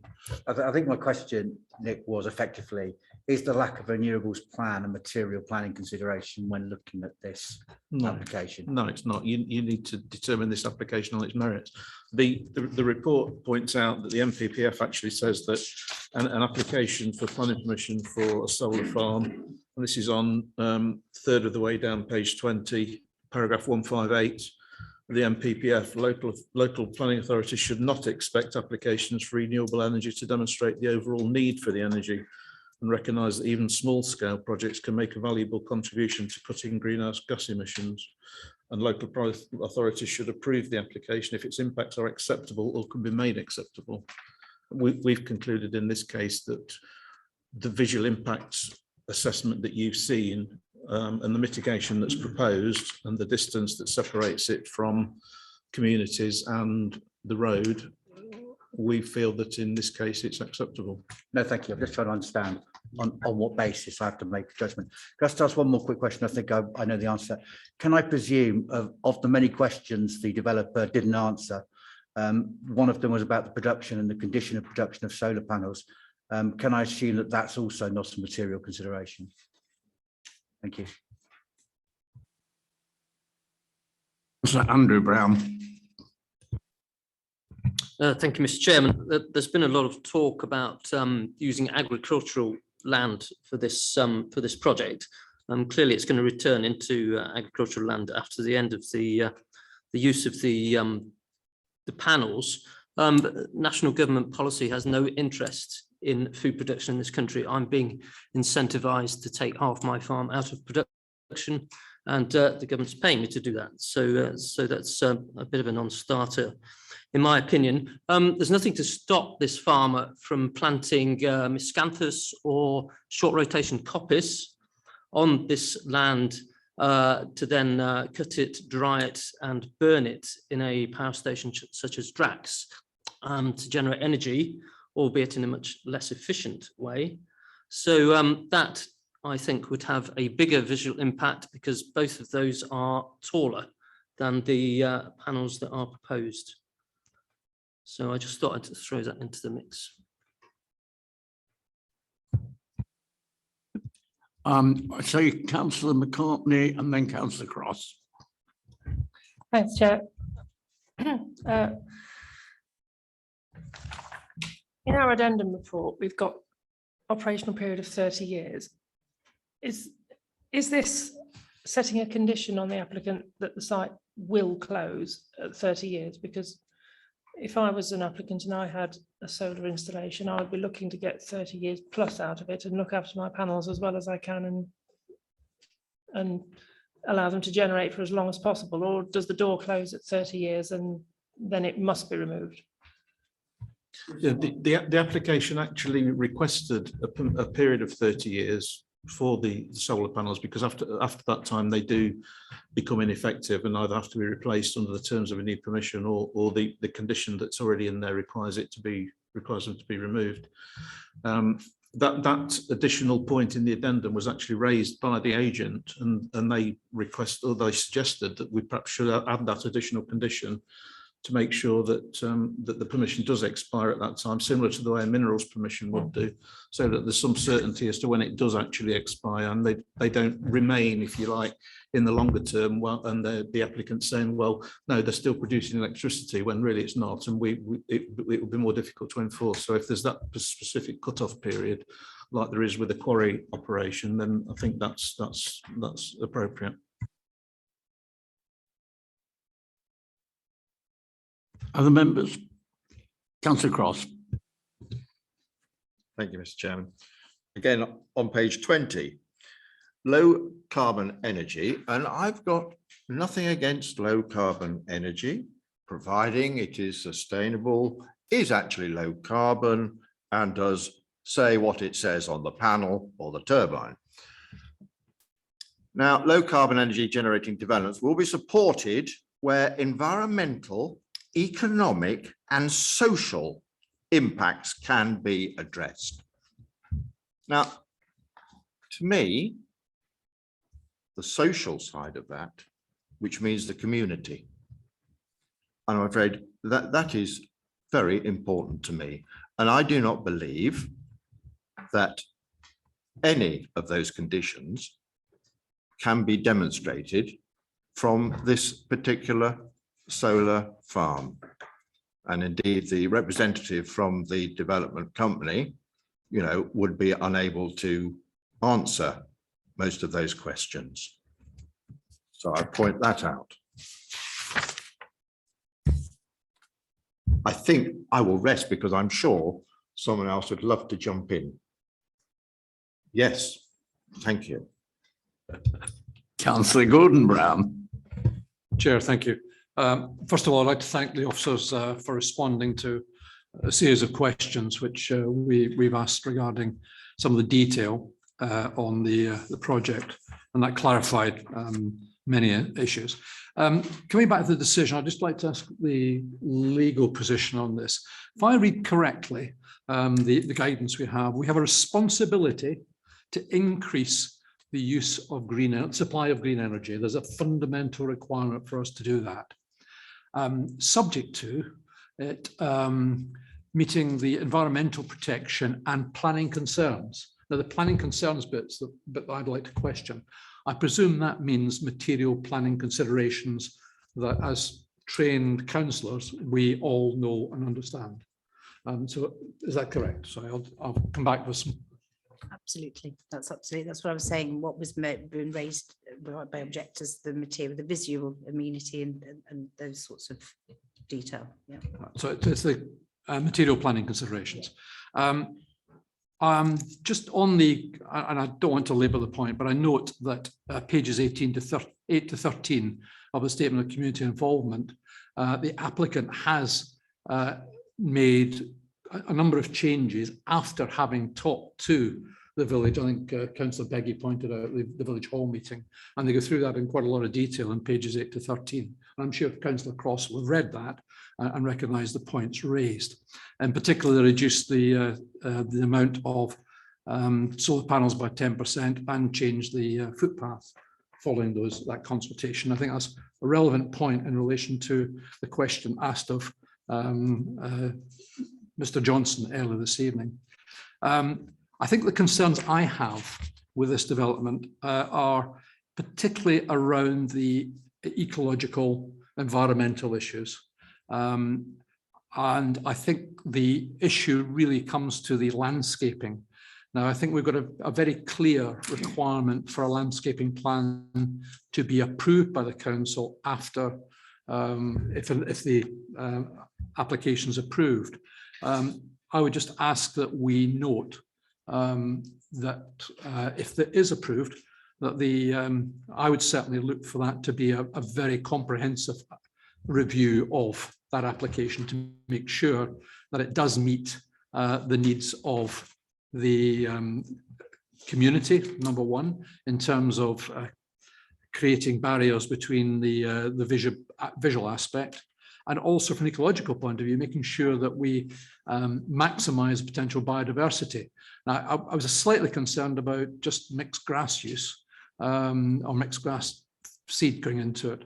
I think there's an issue over wildflowers as well, and I think that's an area we shouldn't ignore.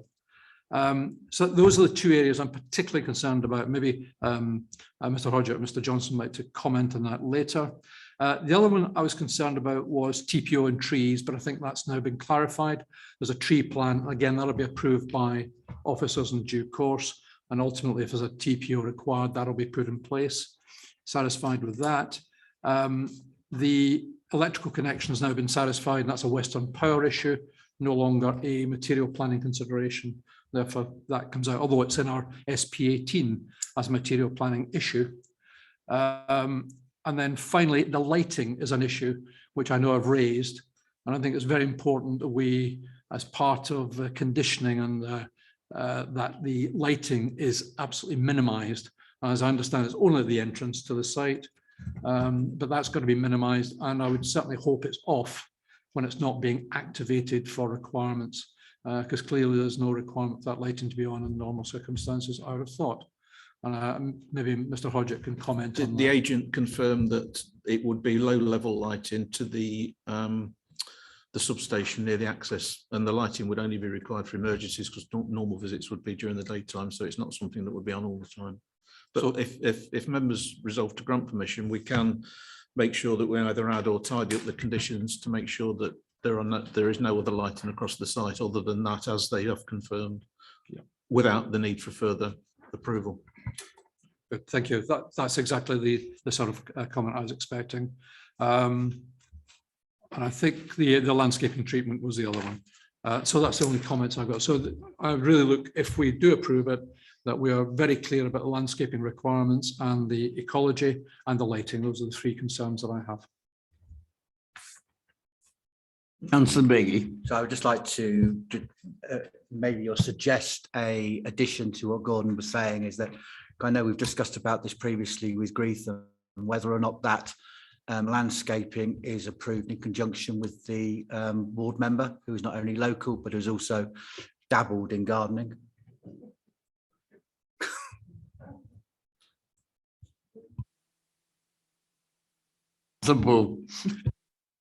Yes, thank you, Chairman. Well, if we are coming towards the end of our debate on this matter, I would like to say that I have several strong concerns over this application. And I would say at the outset that I did go on the site visit. I think it's incumbent on me to say at the outset, I respect the legal advice that we have been given. With both my children senior lawyers in the city, I understand that element very well. But what I would have to say, members, is that the reason that I'm a councillor here tonight is because the residents of this county have voted for me. And I am here to represent not only my ward, Normanton, but to represent Rutland, because that is what I say in my paperwork. So I think we have a duty of care to ensure that our residents are listened to, they're consulted with correctly. And I have to say, and it's my opinion, from what I have heard, it appears we have not done our duty in that particular area. That's my opinion. And I find this is simply not acceptable. And members will know my record in another place in standing up for the people who voted me into office.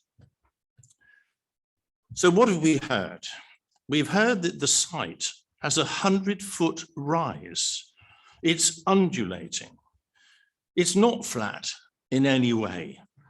So is it really suitable for the location? Is it going to be hidden? Is it just going to fade away? I'm sorry, I think not.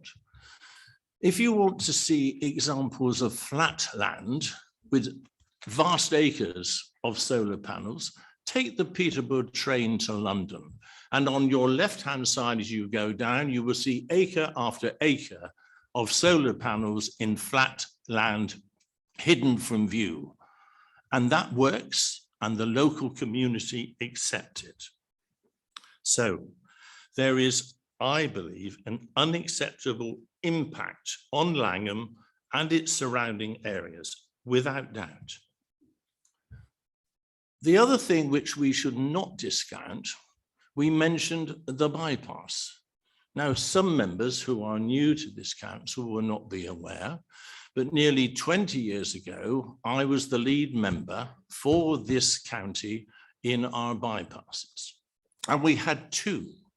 One was Caldicott, and the other was the Oakham Langham Bypass that was going around Oakham from Uppingham, as you all know it, and it was striking out to bypass Langham because it was designed on the design set that that was a necessity for this county.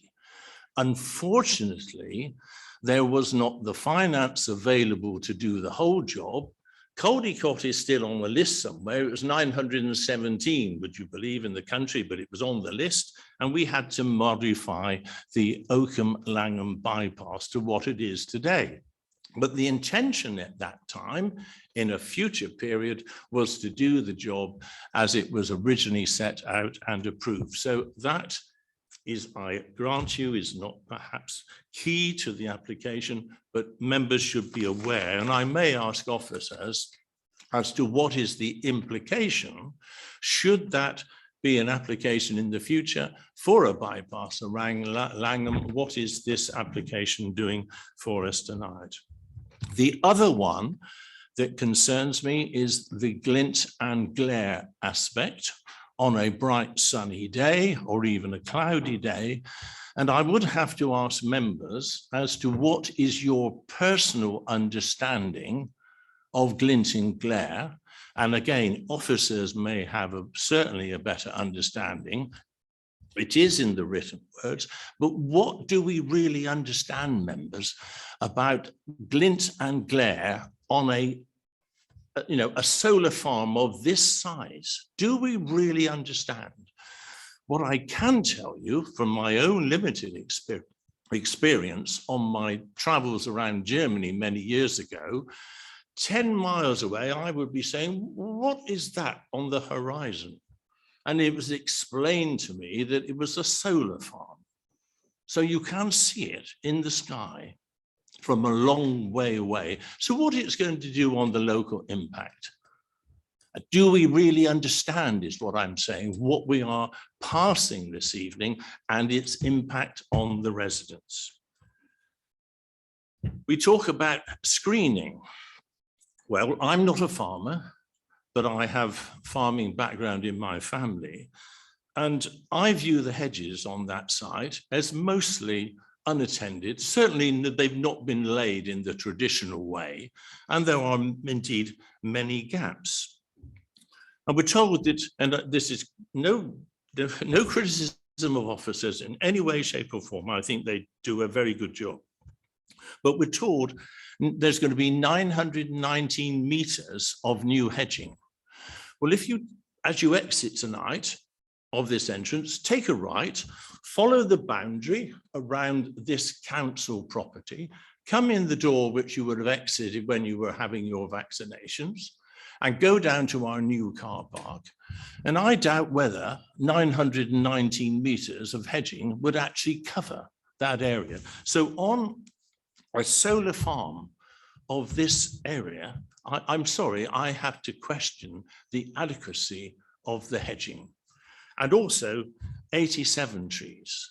Well, on my small paddock, I've planted a few field maples, and after 10 years and they're thriving, but they're making no significant impact on the local scene. In fact, it's going to be another 90 years before they are significant trees. So those are just some of my concerns.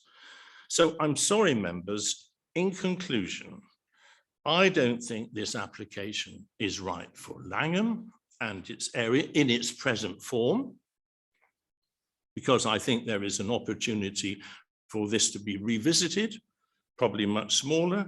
It's not right for Langham in the area, and I'm sorry, members, it's not right for Rutland. Thank you, Chairman. Thank you very much. Councillor Cross. Sorry, Mr. Chairman, it's me again. On page 22, the energy generating potential, which can vary for a number of reasons, including latitude and aspect, has to be considered. We have not considered that. The topography, the area of a zone of visual influence could be zero. Well, it's certainly not zero in this particular case. Oh, a minor one. What have we got running up through the middle of this proposed solar farm? An airstrip, a much used airstrip, which is enjoyed by many, many people. And I have great pleasure in watching them land and take off safely. Councillor Bull has mentioned glint and glare. Can you imagine the safety implications of a pilot coming into land with the glint and the glare of that lot? How many parked cars would it be? You imagine the glint and glare of those windscreens. We should be encouraging the effective use of land. Grade 3, I tell you what, that will be growing 3+ tons of wheat per acre to feed the nation. I don't mind what the government says, what we should be doing, but farmers take pride in feeding the nation, not producing butterflies and wildflowers, I can tell you. So we should be focusing large scale. We've already been told that the government definition of large scale is 1/10 of the size of this proposal. So this doesn't even register in what the government can recommend. So we should be looking on previously developed, the old prison site. My goodness gracious me, how many years have we debated putting solar panels on the buildings on that particular site, and we couldn't do it because we couldn't access the substation. And provided it's not of high environmental value. Well, I'm sorry, but our land is very special. It is a diminishing resource. They might put grass under there, they might graze a few sheep, but no one has mentioned tonight the toxic runoffs from these solar panels. If there are any, we don't know, do we? Because we haven't been told. So, Mr. Chairman, I can go on through this. It's a most excellent report, but it does actually make for some worrying reading. And I would encourage members to think of our community, to think of those who are here tonight and those who can't be here tonight, to think of those who would like to have been consulted and did not actually have the proper opportunity for such consultation. Thank you, Mr. Chairman. Thank you. Members, I think we are moving to the point where we can make a decision. Before I ask for a proposal, I haven't commented. I've listened carefully, but I think it would be appropriate if I gave my opinion before we move to the vote. The reason I asked the legal officer at the very beginning of this, I was very concerned that we should not see ourselves as a court of morals or manners, if you like, but should concentrate on the planning application. From my point of view, there are various things. One is, and I don't pretend to understand the learned comments of Councillor McCartney on how many megawatts or whatever, but it does seem to me that we are not a land of unlimited sunshine, and I am personally tired of being governed by algorithms and mathematical models, and I think this is another example of that. Secondly, it is the scale of this, and I think 75 people who objected, or 75 correspondents, it's probably more than 75 people, are concerned about the scale. It is inappropriate in the position that it's in, and it's inappropriate, as Councillor Ball said, for Rutland. And sometimes it's what's not commented on in the report or not brought to attention that gives away certain flaws in this. And I refer you to the footpaths officer comment. It's paragraph 68 and it is page 30.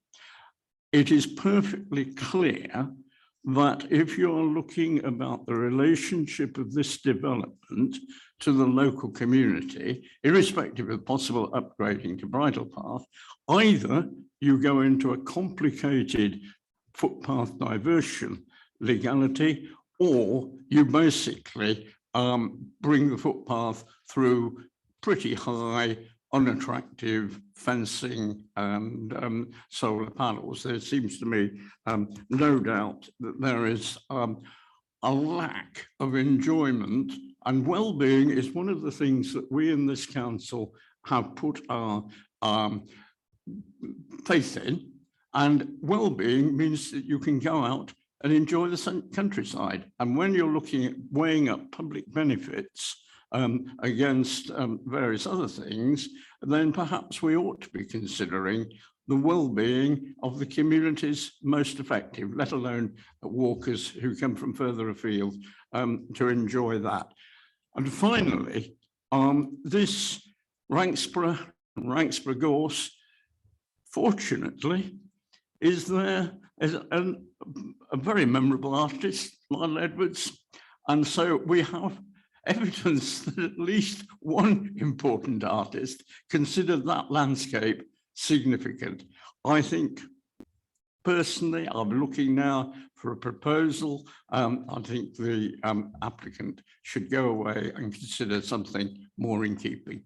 Councillor McCann. It is, Chairman, and for exactly that.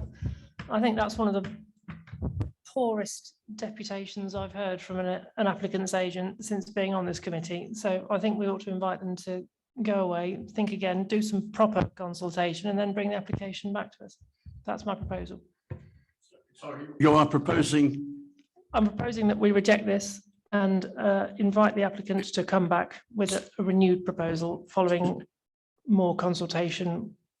So I want to be quite clear, you're proposing refusal of the application as it stands, but with advice to the applicant to, if you like, some comfort to return with a more acceptable proposal. Yeah. Do I have, sorry, yes? Sorry, Mr. Chairman, I believe we might just take a legal view on that in its correct phrasing, yes, so that certainly. we achieve what Councillor McCartney is requesting, I think. Sorry, Chairman. Yeah, I'm glad that you've allowed just to pause at this point, because if we are recommending to go against offer recommendation at this point, we do have to have very clear reasons why we're going against offer recommendation. I've given you my advice that clearly isn't a material planning consideration in which, you know, would be, well, would be likely to be withheld, because obviously I've given you the guidance to say that there's no legal requirement to give a test of what they have to do. So we need to have some material planning considerations on why you believe that it shouldn't be approved. So that would be strongly my advice to members at the point, but you do need to make it very clear in this meeting now what they are. I was under the impression that the extensive evidence that we've got of lack of consultation is a material planning consideration. No, I mean, as I earlier No. said, no, Okay. I did advise actually earlier that as with wind, you know, onshore wind turbine, there you have to pre-engage. It's an absolute mandatory requirement. Here, it's only strongly advised that they do that. I think, members, it might be helpful to bear in mind when we're considering a retrospective planning application. Again, the feeling quite often in a local community is, you know, this is a backdoor way of getting permission. And we are very strongly advised always to take the application on its own merits and to ignore the retrospective. If I could, I'm not quite sure, could I in fact propose from the chair in order to do that? Just picking up on Councillor McCartney. I mean, if I choose to put a proposal, I'm in order. You want to put a proposal forward? Yes. Yeah. Right. I think in order to come to a conclusion on this, I will propose from the chair that we refuse the current application on grounds of the scale of the application, the impact on the landscape, and as a secondary point of that impact on the landscape, particularly with the interference with the reasonable enjoyment for the local community and visitors of that particular landscape area. I've probably got rather wordy on that last one. I'm looking to my left to Mr. Johnson. Is that reasonably clear? Sorry, Chairman. Going back to what you were discussing just before you made your proposal, obviously you've talked about the scale, the impact on the landscape, and then in terms of the particular enjoyment of that landscape, that makes sense to me. You also picked up on, and I think again it goes to this enjoyment. Were you talking about the enjoyment of the public footpath and the right of way that runs through the site? That's what you were talking about. And I think we just I need to be clear. Is it the enjoyment of the landscape, the enjoyment of the footpath, or both? Both. It was my intention, but I didn't make it very clear.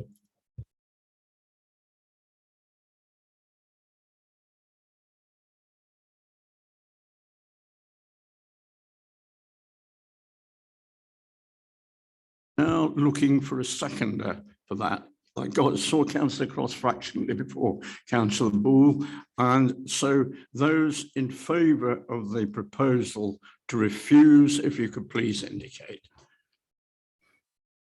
4, Chair. And those against? 7, Chair. That therefore fails, and therefore could I have an alternative? Sorry, your microphone, Chair. So your microphone's off, Chair. I know. Sorry, if I could have an alternative proposal, please. Councillor Gordon Brown. Chair, could I propose as recommended by the officers, plus the suggestions made by Councillor Beggy and myself, which I think are matter of public record. Yeah. I.e. landscaping being important, the lighting being important, and the landscaping plan in consultation with the ward member. Thank you. Do I gather you're seconding that, Councillor Beggy? Or absolutely fine. So it is duly proposed and seconded. Those in favour of that proposal as just 7, Chair. And those against? 4, Chair.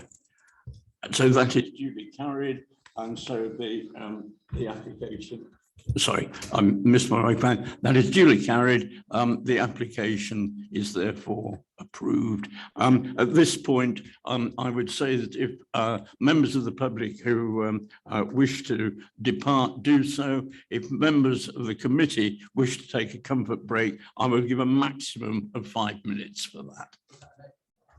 Sorry.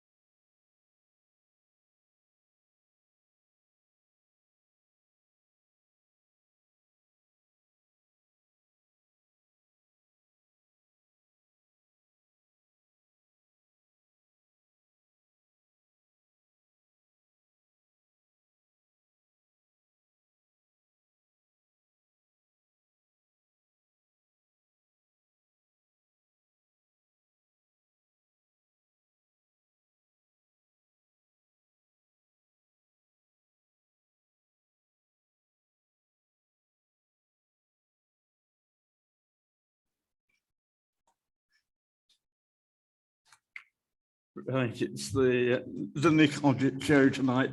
Mr. Hodgett, if you'd like to move on to the next one, please. Thank you, Chairman. This is a site towards the centre of Great Casterton. You can see it there outlined in red. It's bounded by the Pickworth Road on the eastern side and by a former pub to the south to the old Great North Road. So this shows the site in a bit more detail. This building here used to be a public house. It's now an osteopathy clinic. This is the car park to the pub and now to the clinic. This area here was the pub garden, and this area here was the village bowling green. This is Pickworth Road. You can see on the other side of Pickworth Road is the primary school, and beyond that is Ryle Road, where the boundary of the conservation area runs, which also runs along the old Great North Road here, but only the land to the south of it is within the conservation area. This property here is a bungalow called Glendine, which has recently been quite extensively extended at the back. You'll see photographs of that. There's a separate detached house here, which we've never had any comments from during the course of this application. We've had an objection from this property here and some letters of concern from the neighbour here on Ermine Rise, which is at a slightly higher level. But it is set quite a way back from what would be plot 1. Just to note on the hedgerow along the Pickworth Road side is quite high and provides a good screen into the site, and this area here is at quite a lower level than Pickworth Road. This is an extract from the local plan, so it shows that the site is within the PLD, which is the black line. The purple line there shows you the extent of the conservation area just coming up Ryle Road and along the south of the old Great North Road. And you'll note that the green wash on there covers the entire application site, which indicates that the site is designated as important open space in the current development plan. And it's the conflict with that particular policy that means this application has to come before you for determination. So this is the proposed layout. There's 4 plots, 2 plots here with single story projections at the back. This one here has a deep landing window when there was some concern about overlooking of this bungalow. But the top half of that window would be obscured glazed. This one here is far enough away from that property, which itself is at a higher level. And so this is only single story. That plot there has never been much of an issue. This plot was orientated this way to start with, which would have had an adverse impact on this property. So it's now been turned through 90 degrees, so it forms a nice courtyard with the other development. Initially, there was a large play area here and a footpath through to Pickworth Road. But because of the change in levels and the difficulty of the layout that both of those issues caused, the footpath link has been deleted and a small play area has been inserted here at the back of the clinic, which will be overlooked by all 4 properties. So that's all the 4 properties are of a similar design, using stone for the main body of the building. There's an indication of timber cladding on the lower elements and grey slate on the roof. That image doesn't come out very clearly because it's so small, but when you enlarge it, you can start to see the detail comes out a little bit. So all the properties have got chimneys as we would normally require, all very similar. Now this is the rear of plot 2, which I said has this deep window, but the top half of that would be obscured glazed to prevent overlooking of the bungalow at the back. And that's plot. This is plot 4. This is the revised plot 4, adjacent to that property in the bottom corner. We've got sections through the site here, which I'm sorry, they're really very vague, and even on this screen they're quite vague. But on the bottom one here, you can see the outline of the clinic, and you can see here the outline of that bungalow known as Glendine, which has got the extensions on it. So you can see that the levels that the proposals will be built at are not significantly different to the levels of the bungalow. So whilst these are 2-story and that's single, they wouldn't tower over the top. And again, this is struggling to see this myself. There's the clinic is here. This is from the Pickworth Road side section. And that the Glendine property is at a slightly higher level than the proposed buildings on that side. This is a view, a sort of a sectional view from the old Great North Road. So you've got the clinic sitting in front of the new buildings. That's the house on the corner that we've never had any complaint from. That's the new plot 3 behind. And that, sorry, I can't see that very clearly where that is now. Yeah, that property there is the one at the bottom that we've not had any objections from. So that's plot 4 and that's plot 3. And then the Glendine bungalow is here higher up. This dotted line here shows you the line of the height of Pickworth Road in the foreground to show you how the land rises. And that's an image showing from the access round into the site. This is plots 1, 2, 3, and 4 over there with this new open space in the middle that would be overlooked. It's effectively a shared driveway, nicely detailed with estate fencing. There will be hedges forming the front boundaries of the properties. And that's a view of plot 1 and 2 from the other direction. That's looking over the hedge from Pickworth Road. Some time ago now that was taken. That hedge has grown more now. You can see this was the bowling green. That was the Bowls Club building. That's the back of the pub that was, and its garden beyond. This is where the new access would be. And the site is in here. That's the property up on higher up on Ermine Rise. And again, that's Ermine Rise there. So plot 1 would be in here. That's a view through from old Great North Road, because the site does actually come down to this boundary. That's a view over to the house at the bottom, in the bottom corner, across the rear. And there you can see the bungalow known as Glendine, which has had this fairly large single-story extension on the back with quite a bit of glazing at the back there now. And again, that's another view of that property. So this land you can see is lower than that, and the levels would be lowered slightly to get an appropriate finished level. That's a view from the car park through to the school on the other side of Pickworth Road. And as I said, that hedge now has grown higher than it was shown then. So the main sort of issue really for you to consider, or the reason it's come to you, is this designation of important open space. But because the Bowls Club has long gone, because the pub is long gone, neither of those areas of land have public access to them anymore. They're fairly well screened by the hedge from Pickworth Road.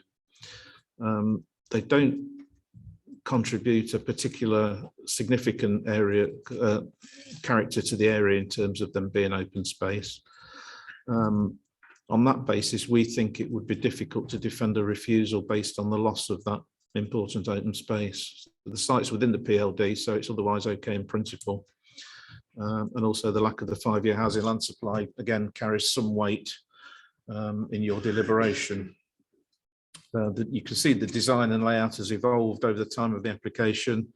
It's now considered that the design is good, it's acceptable, traditional materials.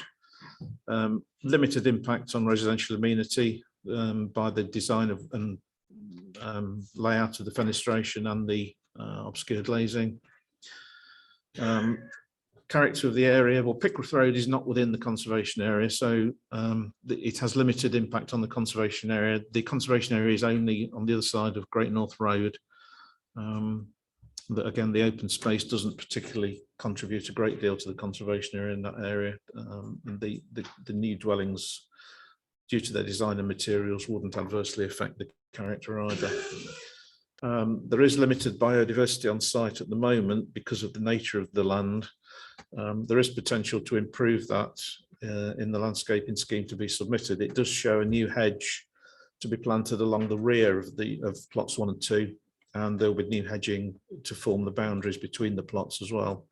And together with the new open space with some landscaping that can be achieved in there, there will be an improvement in biodiversity, one would hope, although not the 10% that the Environment Act would require, but that's not yet been implemented in full, so we can't require that sort of level at the moment.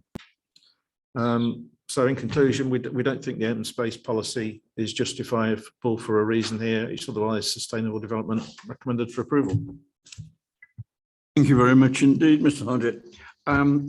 So if I can ask Mr. Ryder to come forward, please, for Great Caston Parish Council.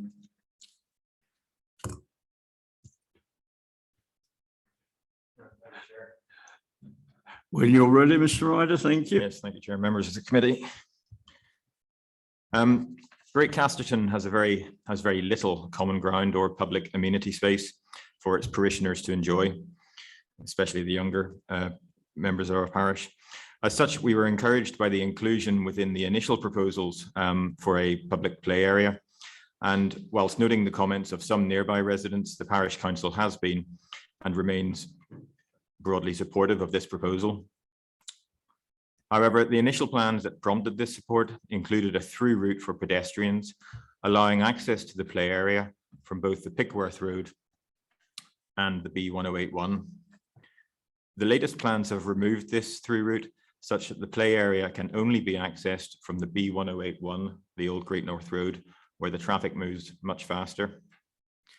The parish council is dismayed at this change, and we seek to understand the motivation behind it, acknowledging some of the points we've just heard.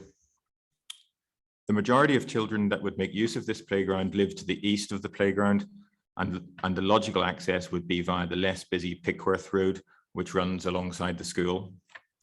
By only providing access via the busier B1081, this would force children and parents to walk down a very small single carriageway, which is called Smith's, with a very narrow pavement next to a hedge and onto the B1081.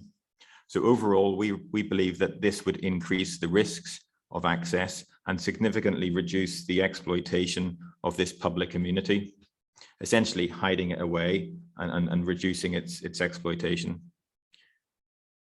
We believe and we understand, and now it's been confirmed, that the removal of the through route was made at the request of the County Council, and we'd like to understand if this is indeed the case, and that has been confirmed.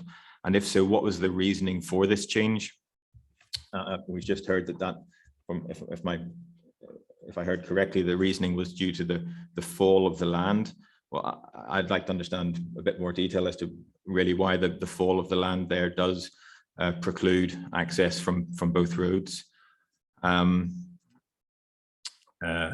And it is the parish council's earnest wish that we would have the through route reinstated as a condition of the planning.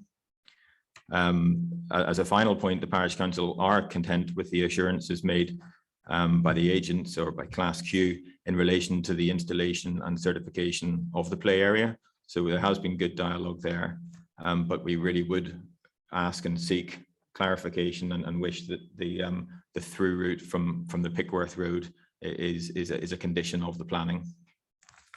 Thank you. Thank you very much indeed. Councillor Beggy. So can I just, I'm being really thick here, seek some clarity. Is there or is there not a play area? There is a play. Oh, sorry. Sorry. So I'm just seeking clarity from him. I thought Mr. Hodges said the play area had been removed. It's not there. It's a small area of open space there. So it's open space as opposed to a play area, It is shown as open. It is really open space, yeah. but not a play area.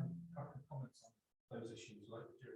Okay, thank you. Sorry, I just wanted to see clarity. That was all. Well, I'd like clarity as well, because it's our belief entirely that it's not just an open space. This is an installed play area, which is fully certified, and that the parish council would then take on the responsibility for the maintenance and upkeep of the play area post completion of the. I don't know, Chair. When is best to clarify that? Because I'm a little bit confused. I think I'll probably just bring Mr. Hodges in at this point for clarification. I would imagine that the driveway and this area of open space would be managed by a residence management company. This is something you might want to ask the agent when he speaks. I could answer this more in the debate, but I'll say it now. We wouldn't normally require the provision of open space for only 4 dwellings. It doesn't. The policy doesn't require it. The initial application came in with a large area of open space just off the Pickworth roadside, and that severely limited a good design and layout, as did the inclusion of a footpath there to some extent. And it was never clear how the issue of the levels between the site and the footpath would work either, whether steps would have to go in, which wouldn't be particularly accessible anyway. So it was resolved to move or relocate that area of open space to where it is now. I don't think it indicates that there's any play equipment to go on there. It's not such a large area that we would necessarily require play equipment to go on it. Yeah, on the image, sorry, let me go to the image there. It shows little logs with children climbing on them or that sort of thing. But if there were to be any equipment on there, it would be very low key. Otherwise, you're going to get complaints from the residents who live around there that it's causing too much noise. So it's essentially a piece of open space to serve this development. It wouldn't be a large area of open space that we could require to serve the wider community in this instance because of the scale of the development. Well, as you might, sorry, I forgot my microphone. I was going to say, just like clarify it for you, Mr. Ryder.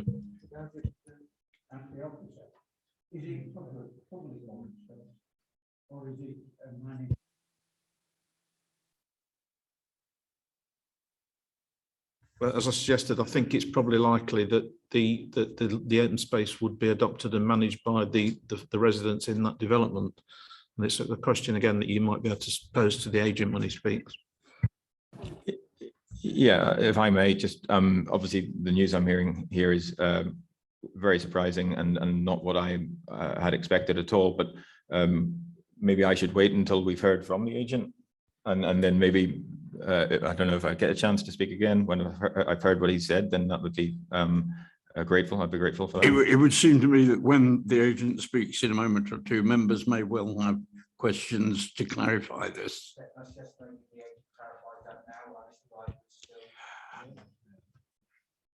I think that would be perfect. In order, I think, from a procedural point of view. I'd only say, Chair, that the speaking scheme clarifies that speakers may not question other speakers. So I don't, my duty is just to advise that. Thank you. I think in that case, we will let the resident speak, let Mr. Ryder hear what he has to say, and then I hope, be in order. If a member has got a subsequent question to Mr. Ryder, who has then heard what the agent had to say, he could answer. I think I can see Sherry nodding behind me, so yes. No. Yes, that's fine. Right. If you would like to take your moment in the spotlight, thank you very much indeed. Good evening. Yeah, and thank you, Chair. I myself am a little confused at this stage that this is not being considered a play area. It's documented in all of the plans, the statements from the outset of this application being submitted that it is a play area.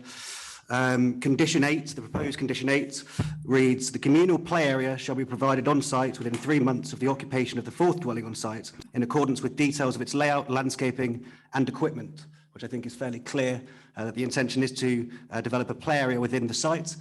That play area the intention is to transfer that land free of charge as a gift to the parish council who would maintain its ownership.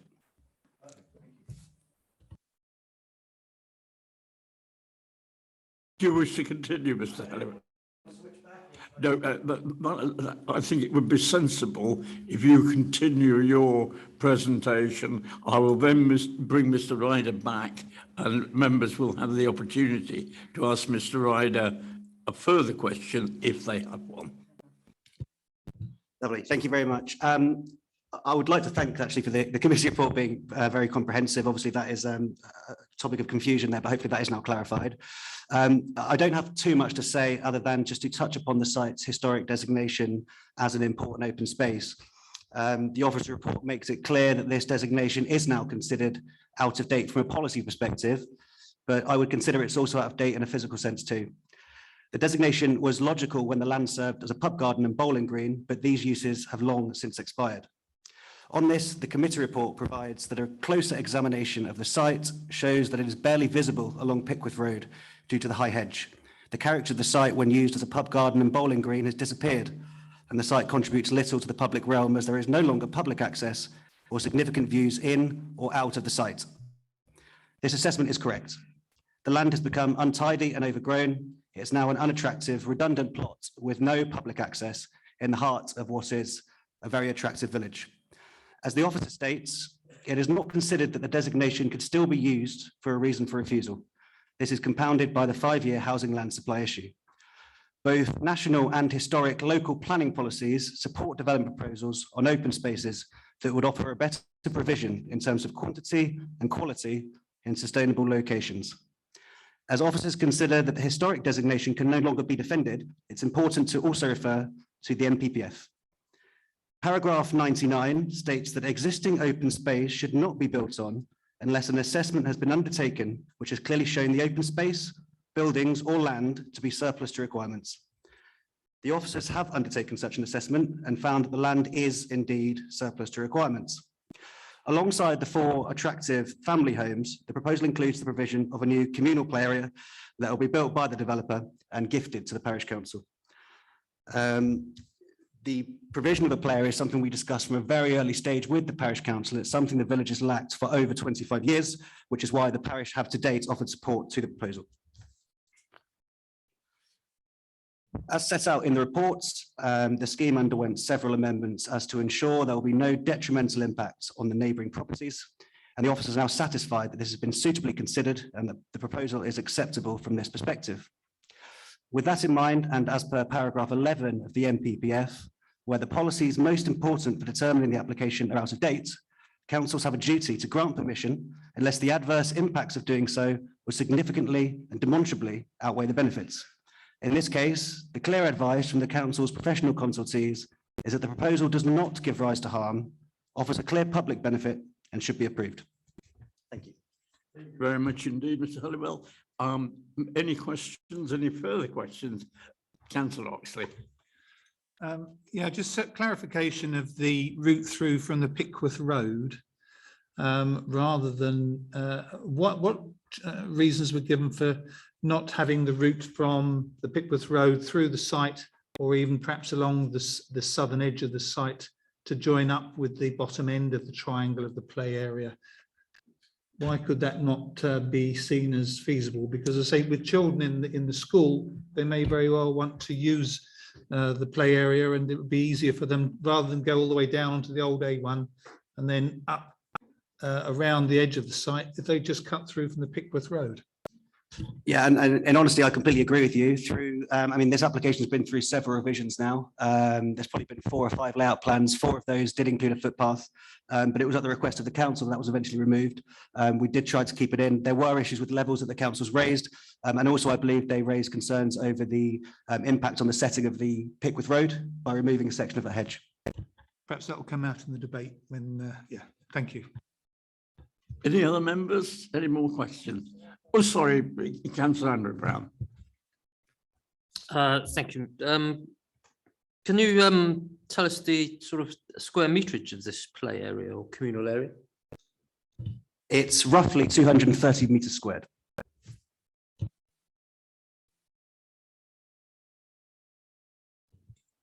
Further one? No, you. Any more? Councillor Gordon Brown? No, that was. Thank you very much indeed, Mr. Hollywell. I'm going to call Mr. Ryder back, and if there are any further questions from members in the light of what he's heard, I'll take them now. Councillor McCartney. Thanks, Chairman. Mr. Ryder, are you content now with the play area provision? We remain assured that the proposal is for a play area which is with public access, and our position in relation to wishing to see access from the Pickworth Road remains and stands. So yes, I am assured.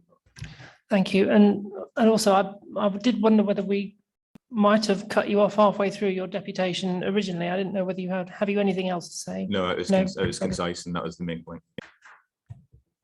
Councillor Payne. Could I just ask as well that the parish council are fully in support of the housing in that area? Are we in support of the housing? The housing, yes. The development in generally. Yes, it's in terms of the housing, it's an improvement on the overall area. It makes better use of the space, and the provision of the play area is key in that. Yeah. And you're happy with the design? Yes, I think the design is for a stone build, and the objections which were raised, or the comments which were actually made in terms of heights and elevations, so that they seem consistent with neighbouring houses. Okay, thank you. Any others? Thank you very much indeed for your second appearance, Mr. Ryder. Thank you. Right, we now move to the debate then, please. Sorry. Oh, sorry. The message, Mr. Johnson, sorry. Sorry, Chairman, I just wanted to clarify the position. Yes, no problem with the public open space and any agreement with the parish council and between the applicant. As Nick has already said, it's not something that we could insist on given the scale of the development, but we don't have an objection to that. I think the only area that does need, I think members need to be aware of at this stage, is given the proximity to the residential properties, the type of equipment that could go on there would be limited. It would be more aimed at small children, I think, rather than teenagers or something like that. So I'm thinking more benches, the rocking horse things that children play on, that low scale sort of thing, and not larger equipment, because I think given the proximity, the larger equipment is likely to result in noise complaints. So I just want members to be fully aware when making the decision on what we're envisaging. Thank you. Very much. Councillor Oxley. A point of information, Mr. Chairman, I think there is a similar size play area on the beaches, which just has a very small slide. And as I say, it would fit comfortably onto that site. And it's really aimed for children, very small young children, rather than rather larger children, with no ball games prominently displayed. Other members? Councillor Cross. Thank you, Mr. Chairman. I presume that our officers will be content for a right of way or a little footpath to be installed, as was originally agreed, from the Pickworth Road through that development, so that the children could safely access that little play area. I think as Mr. Hodges said, we've got concerns with regards to the levels of arrangement there. I think if members were going to insist on one, the only place where it could realistically go would be between the two plots and their two garages.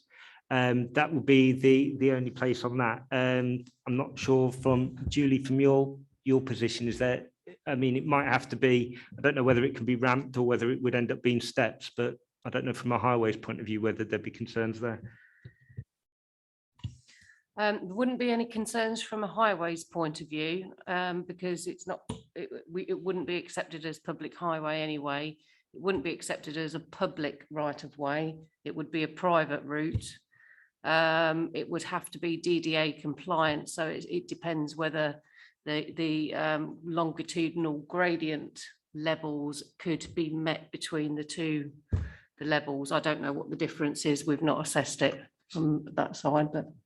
Chairman, can I suggest then that we can, if members were minded to insist on that, and that as officers we have, it wasn't easily chosen to take that out. There were serious concerns about it. If members want officers to go back to the applicant, then can I suggest that if you're minded to approve it, that we have that issue discussed and agreed with yourself. If it is feasible to put one in, we will get an amended plan and that be signed off by yourself. Mr. Chairman, I think that's a good idea, but basically this development was on the proviso of an agreement between the developer and the parish council that certain things would be provided, and I believe they should be provided, and especially with young children, that, you know, to expect them to go down onto that junction, which is a crossroads, and to walk along the old A1 is not good. That's all I'll say. So I would personally insist that we support the developer and the parish council in their wishes. Thank you. Before I come to members, just to check with Mr. Johnson, Are you suggesting that we refuse it or? No, Chair, I would suggest that if members are minded to approve this, Yes, that it's approved, but the final decision is deferred to you to sign off, subject to that footpath being discussed and precise route agreed. yeah.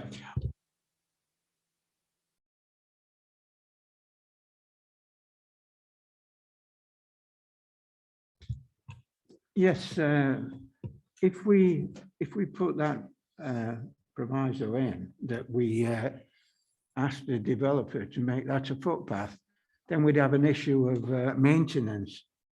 Is it a private road? It will be a private road, won't it? So that would be part of the. Okay. So I'll bring the highways officer in. Thank you, Chair. Just something else that's worth pointing out. I know the existing situation along site frontage where the carriageway, the footway terminates in front of the bus stop, and then you literally have to walk into the road to get to the footpath on the other side. That will change. There is a condition recommended for off-site highway works, which will formalise a proper footway with dropped crossings, both one to the existing osteopath clinic, and then a new dropped crossing going into the new development. So there actually will be a full footway there anyway, if a footway can be coming off the other road. So it would actually be a safer route, or a safe route to go through the front of the site. Thank you. Councillor Oxley. Thank you, Mr. Chairman. Yes, that's on page 47, conditions off-site highway works, and that will complement the development. I think this really is just about ease of access through the site from the Pickworth Road. And the off-site highway works on the old A1 are to be welcomed, and they would need to be, because of the traffic which will be coming out of the site, which needs to be managed somehow in a new way. So as I say, if we could find some way to get us a path through the site, that would be helpful. My concern is, I have another concern. It's with regards to the actual site itself, given its proximity to the old Roman road and a crossroads, because the Pickworth Road would have been an ancient road as well. So I would urge caution when it comes to any development, given the fact that the history of Rutland, yes, which is not that far down the road, if you excuse the pun. So I know that it is part of the conditions that archaeological work is undertaken, but if anything like that does come to light, it needs to be reported immediately. As I say, I think we were surprised by the scale of what has come out of the ground further down the road, and we don't want to miss the opportunity again. Just when we thought most of the old fossils were elected members, yes. Chair. I guess you mean the chair of this meeting accepted from that statement, Mr. Chairman.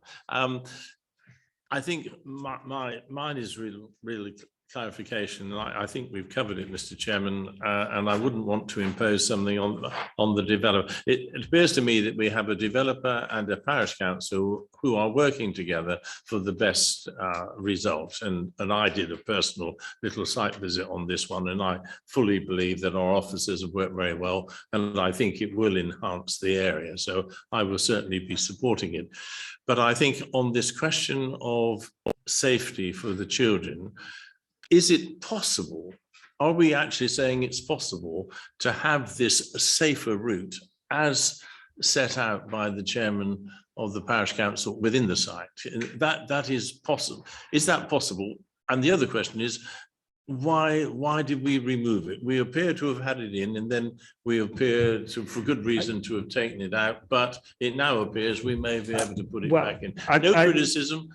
It's just clarification. If I, Nick, jump in if I'm wrong, but I think the issue was we looked at the layout and in particular the two properties back on to that road and the layout there.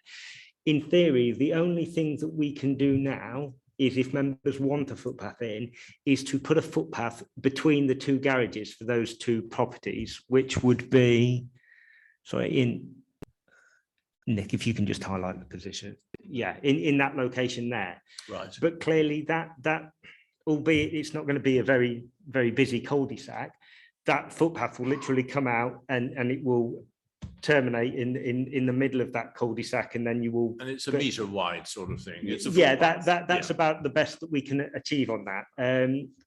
There were, I think, from our point of view, some concerns in terms of do we really want a narrow footpath between the two properties and also terminating at the end of that cul-de-sac when we're improving the footpath along the main road to the south. May I ask, but in regards to safety, are you saying that the main road, we're still satisfied with that? Or would this metre wide access indeed be the safer route? There's, as Julie said, there's going to be improvements to put a full footpath along the frontage. So in our opinion, that would be enough and that would be acceptable. Clearly, in an ideal world, I think, yes, there is a desire to get a footpath from there, but we did look at the layout in some detail and because of I think it's plot 4, as you can see, the garden sort of area to plot 4 comes down towards the south there. So it's not easy to get a footpath into the south of that property. So in theory, a footpath terminated in the middle of the end of the cul-de-sac, I don't think is a great option, but in terms of risk, there's probably not a lot. It's fairly, going to be slow moving vehicles. Again, do you want a footpath between those two properties? Again, probably not, but if that's what members in the parish council's preference is for, the other thing about having the footpath through there is as Julie mentioned, we don't know quite what the levels and the gradient would have to be or whether it could be achieved. And the other thing is it would have to be fenced off on both sides by a high fence, which wouldn't give you a very particular welcoming entrance into the site in the first instance. And then again, would the fence need to step right up to the top as well? So that's going to have an impact on the gardens of the two residents. So for those reasons, because it would provide such a difficult solution and because it was impinging on a decent layout of the site, that was why really we thought it was better to do without it. This is a little difficult, I think, for members. I think that here we have the local knowledge, plus obviously we have to rely on the expertise of our officers, who I believe have done a good job with this paper. But we leave it there, Mr. Chairman. Got Councillor Berry and then Councillor. Sorry, I was just going to reiterate. I was going to say virtually word for word what Nick said. If you have a footpath, you're going to need fencing. Otherwise, you're going to get antisocial behaviour, graffiti on the side of houses, etc. And then does it create a danger with a dark passageway between two houses if it's not lit? So there's plus and minuses.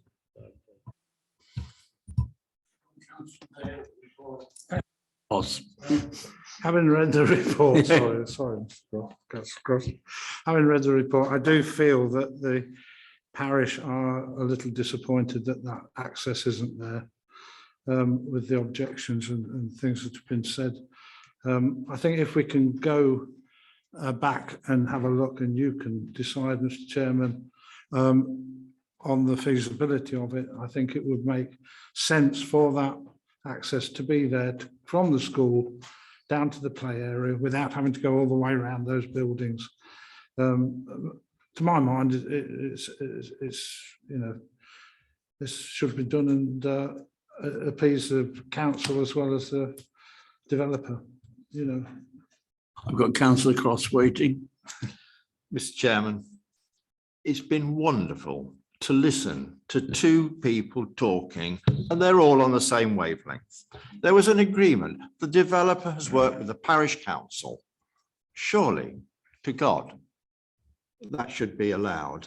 And for the safety of the children.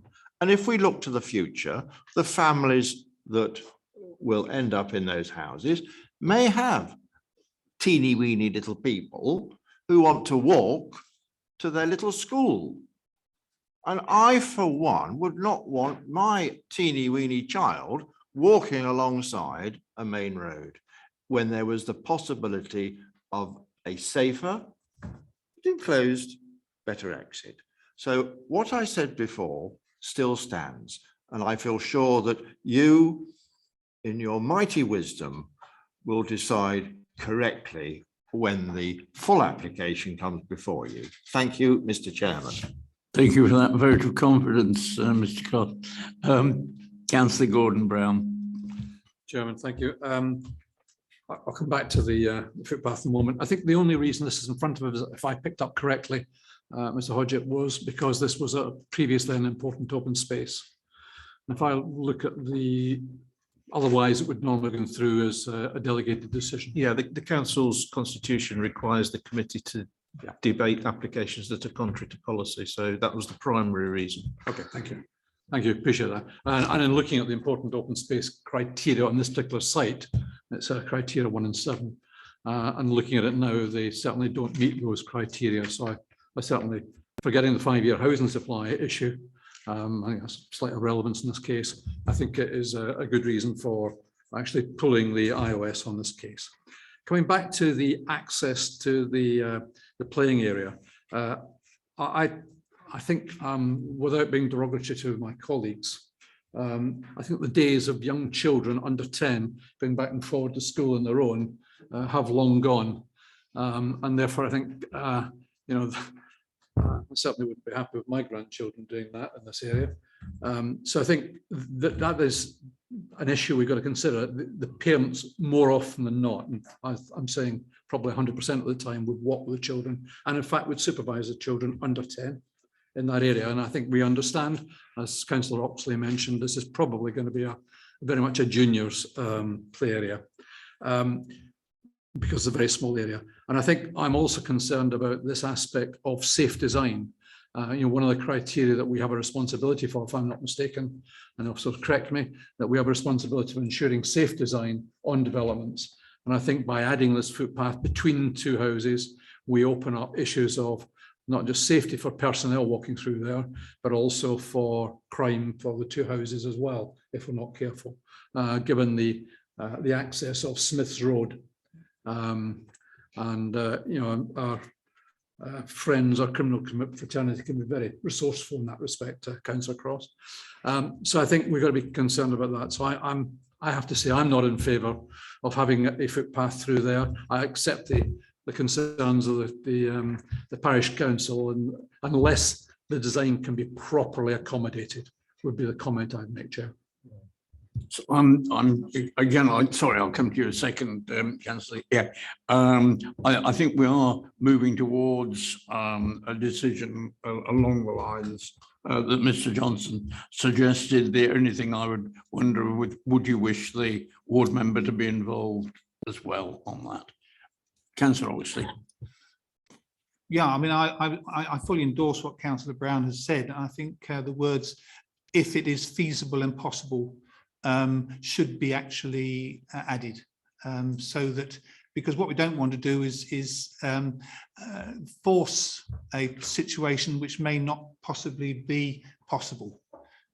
So it really is down to negotiation with, I've got Sherry's taken her mask off. I just wanted to come in and clarify, actually, before you make the decision, that I think that we should go with if you go with the recommendation of approval, that any recommendation is that it is approved, subject to you going and taking forward any feasibility of getting a footpath in there. But the ultimate decision would be with yourself and the ward member. Well, I was going to say, in that case, I'll recommend approval subject to the officer's recommendation. So, and what shall we just? Yeah, and just to clarify that if you don't feel, you or the ward member don't feel that it is feasible to have that there, that the approval would still stand. Yeah, well, certainly. I mean, I've listened to the debate, and I've listened to the concerns, particularly the safety ones on both sides, the safety of the children and the crime and disorder aspect. I mean, having looked at a lot of reports with police concerned about narrow alleyways and so on and so forth.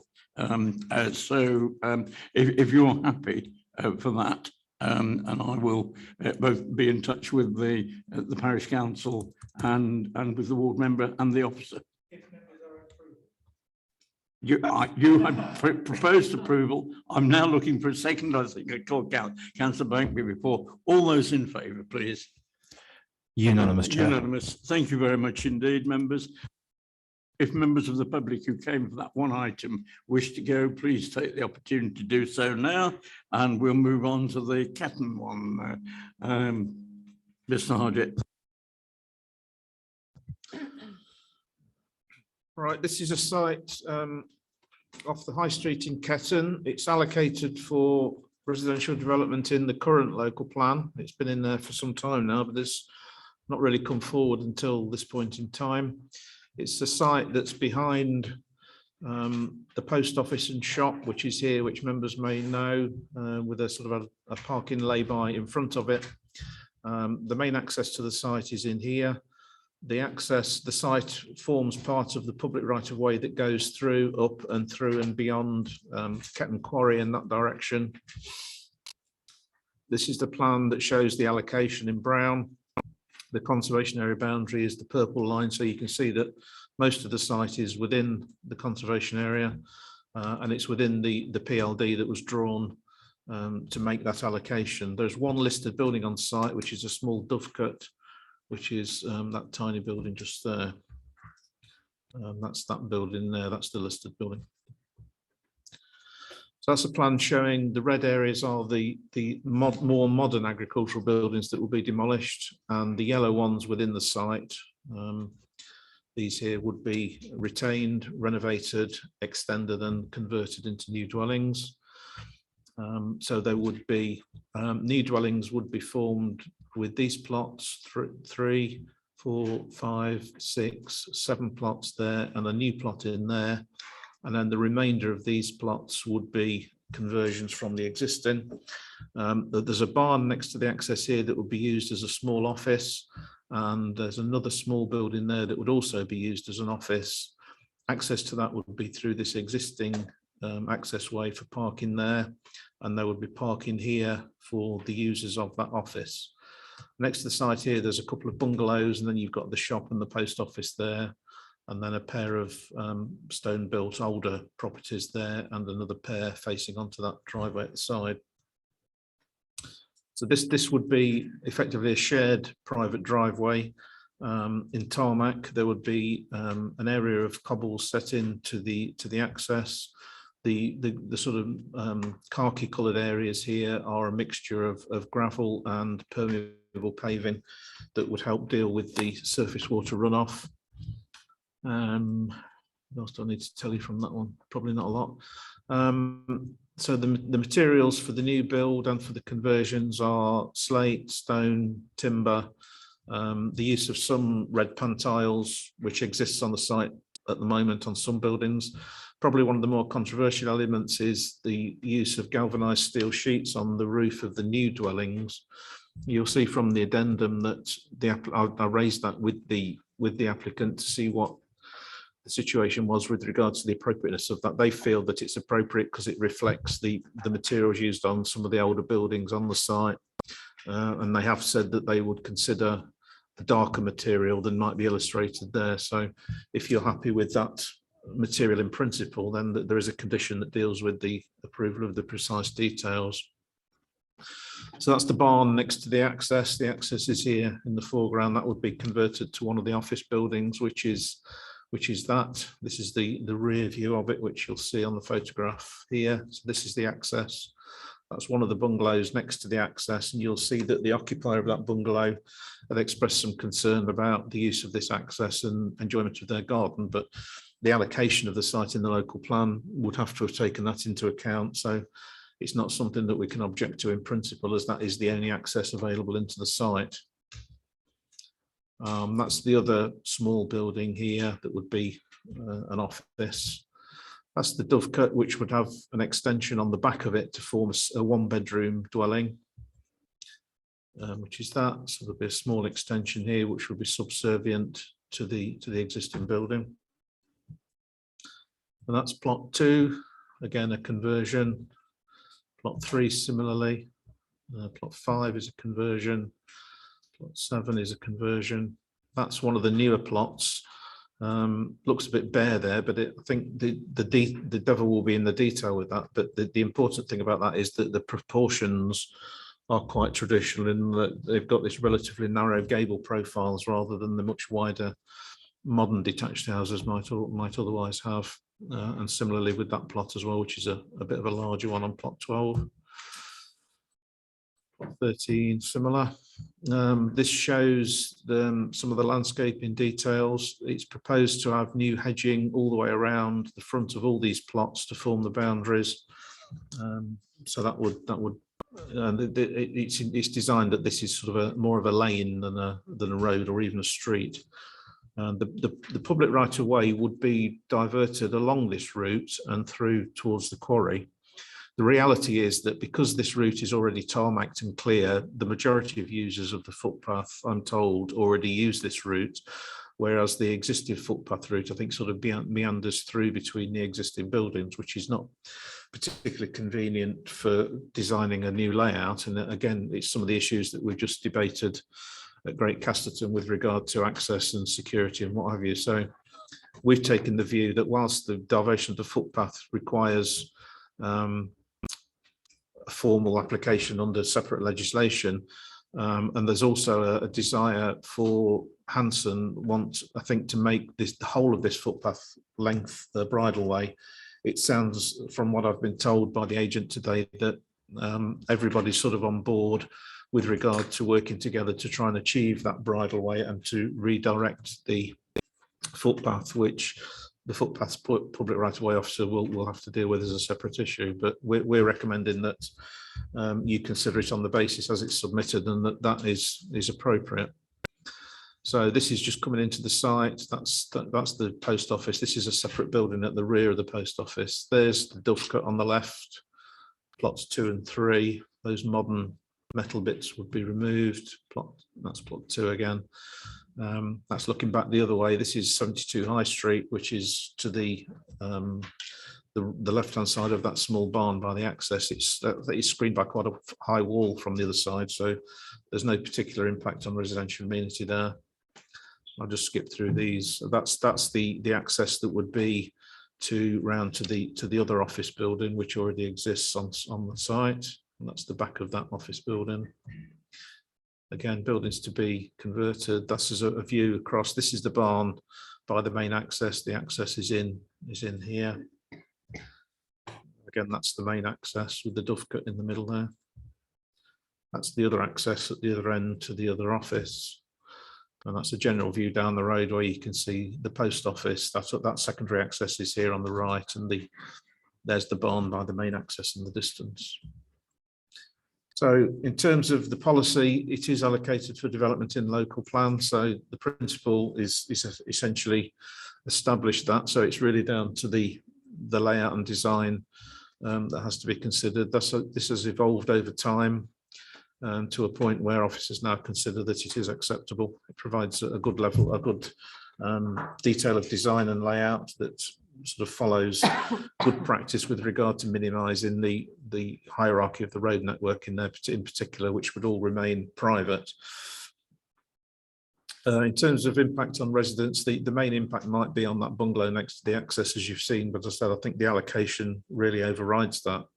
And there's no obvious overlooking from proposals to any of the existing properties around about. Yeah, the existing access way is less than 5 meters, I think, but I think that requires that barn to be retained. Otherwise, that would have to have been demolished, which would have been a bit of a tragedy on the front there. As I mentioned, it's good road hierarchy to reduce speeds into the site. There's adequate on-site parking to meet the standards. The best buildings are to be retained. There was an issue with regard to the floor material for the Dovecote conversion, because Conservation Officer wanted them to use a limecrete floor rather than concrete, but some evidence has been submitted late on that suggests that the internal structure that would be provided within the dovecote to keep it separate from the fabric of the dovecote would need something more substantial to be able to carry its weight. So I have passed that back to our conservation officer to consider, because he did ask for that evidence to be provided to him so that he could comment on it. But I guess he's probably going to say that in this instance that's acceptable. But I was hoping to get a response from him today, but unfortunately I didn't get one. Yeah, drainage, surface water drainage is to soakaways and through permeable paving. You'll see from the report that in terms of providing affordable housing, an independent viability exercise has been completed on that we requested from the District Valuer's Office. That makes recommendations that on-site provision wouldn't be viable, and it makes recommendations about the amount that would be payable for an off-site contribution, which would still be policy compliant, and the developer has agreed to make that off-site contribution as recommended by the District Valuer to the council. You'll also see from the addendum that the DV did suggest that an overage provision be included in the legal agreement to secure that contribution, and again the developer has agreed to do that as set out in the District Valuer's letter. So it's recommended for approval, subject to those notes that are set out in the addendum. Much indeed, Mr. Hodgett. Right, if I could ask Mrs. Mary Kay to come forward for the Ketton Parish Council. Thank you.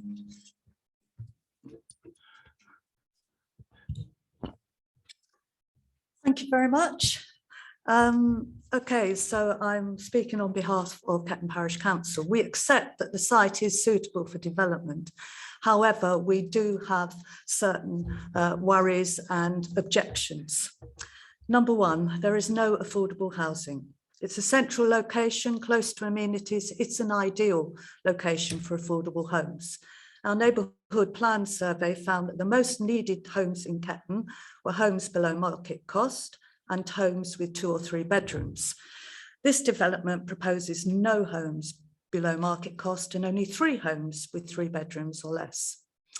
The justification for the lack of affordable housing states lower density and barn conversions and the unadopted estate road being costly to maintain. The nearby recently approved Crescent site, currently in the same ownership as this site, has 21 affordable houses and an unadopted estate road. All of the 9 new build houses are intended to be self-build, on which sill is not payable. It is stated that the developer is not sure whether the purchasers will want to buy completed dwellings or plots. So it's proposed that each plot purchaser will claim sill relief for themselves.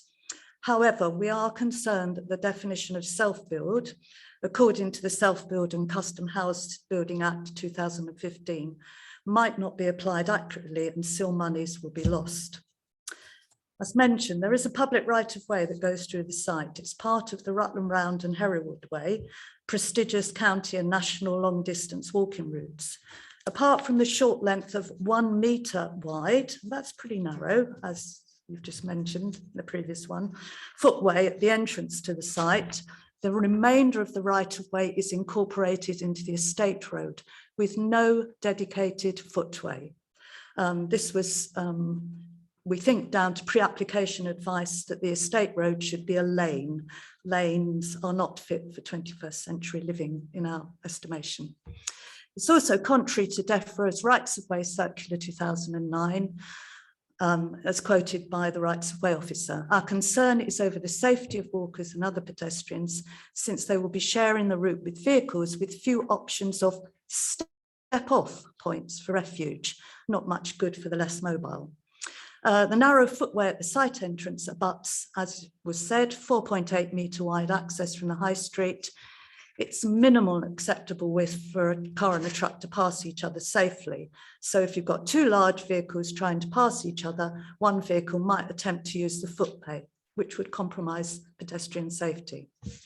Despite the quoted visibility displays for vehicles exiting the site, it may not take account of the parked cars along the street in both directions. Many of these cars belong to residents in 56, 58, 62, 64 and 78 High Street, none of whom have any off-road parking. The remainder are usually using or making deliveries to or collections from the shop and post office. Our survey found that 41% of current households in Ketton have 2 cars and 19% have 3 or more cars, and that 55% of households deemed parking to be a major traffic problem. The white line on the road, which was in one of the photos across the entrance to the site, will remove the only parking spaces available for 78 High Street. If a condition of permission for development was the installation of double yellow lines, for instance, to the southwest and northeast of the access, then this would have an unacceptable effect on neighbouring residents and the viability of the shop in terms of parking spaces. Providing some parking within the development site for those nearby residents with no off-street parking options. Sorry, Mrs. Cade, are you about coming to your conclusion? It's essential in terms of safety and lessening the impact of this development on the village as a whole. We are also concerned that surface water drainage will end up in Sink Stream and the River Chater, which are our 2 very precious stream and rivers. One last bit. This site, together with 2 other high street development sites which were recently approved, would supply 86 homes, 64% of Rutland's annual housing requirement, surely a sufficient contribution to Rutland's problems of providing a 5-year housing supply by just 5% of its population. Thank you. Thank you very much, Mrs. Cade. Members? The ward members? Thank you, Chair. I think, sorry, I'm not going to ask any questions. Sorry. Sorry. No question, sorry. No question. I have one question, Mrs. Cade. The Dovecote, which as it stands, I may have missed, but was the parish council happy with that extension to the Dovecote? Yes, we were. You were? Yes, Thank very you. sensitively done. Yes. Thank you. Again, I'll bring the board members in a moment. Sorry, yeah, ahead of myself. Thank you very much, Mrs. Cade. Thank you. And if I can ask Kate Wood to come forward for the as the agent, please.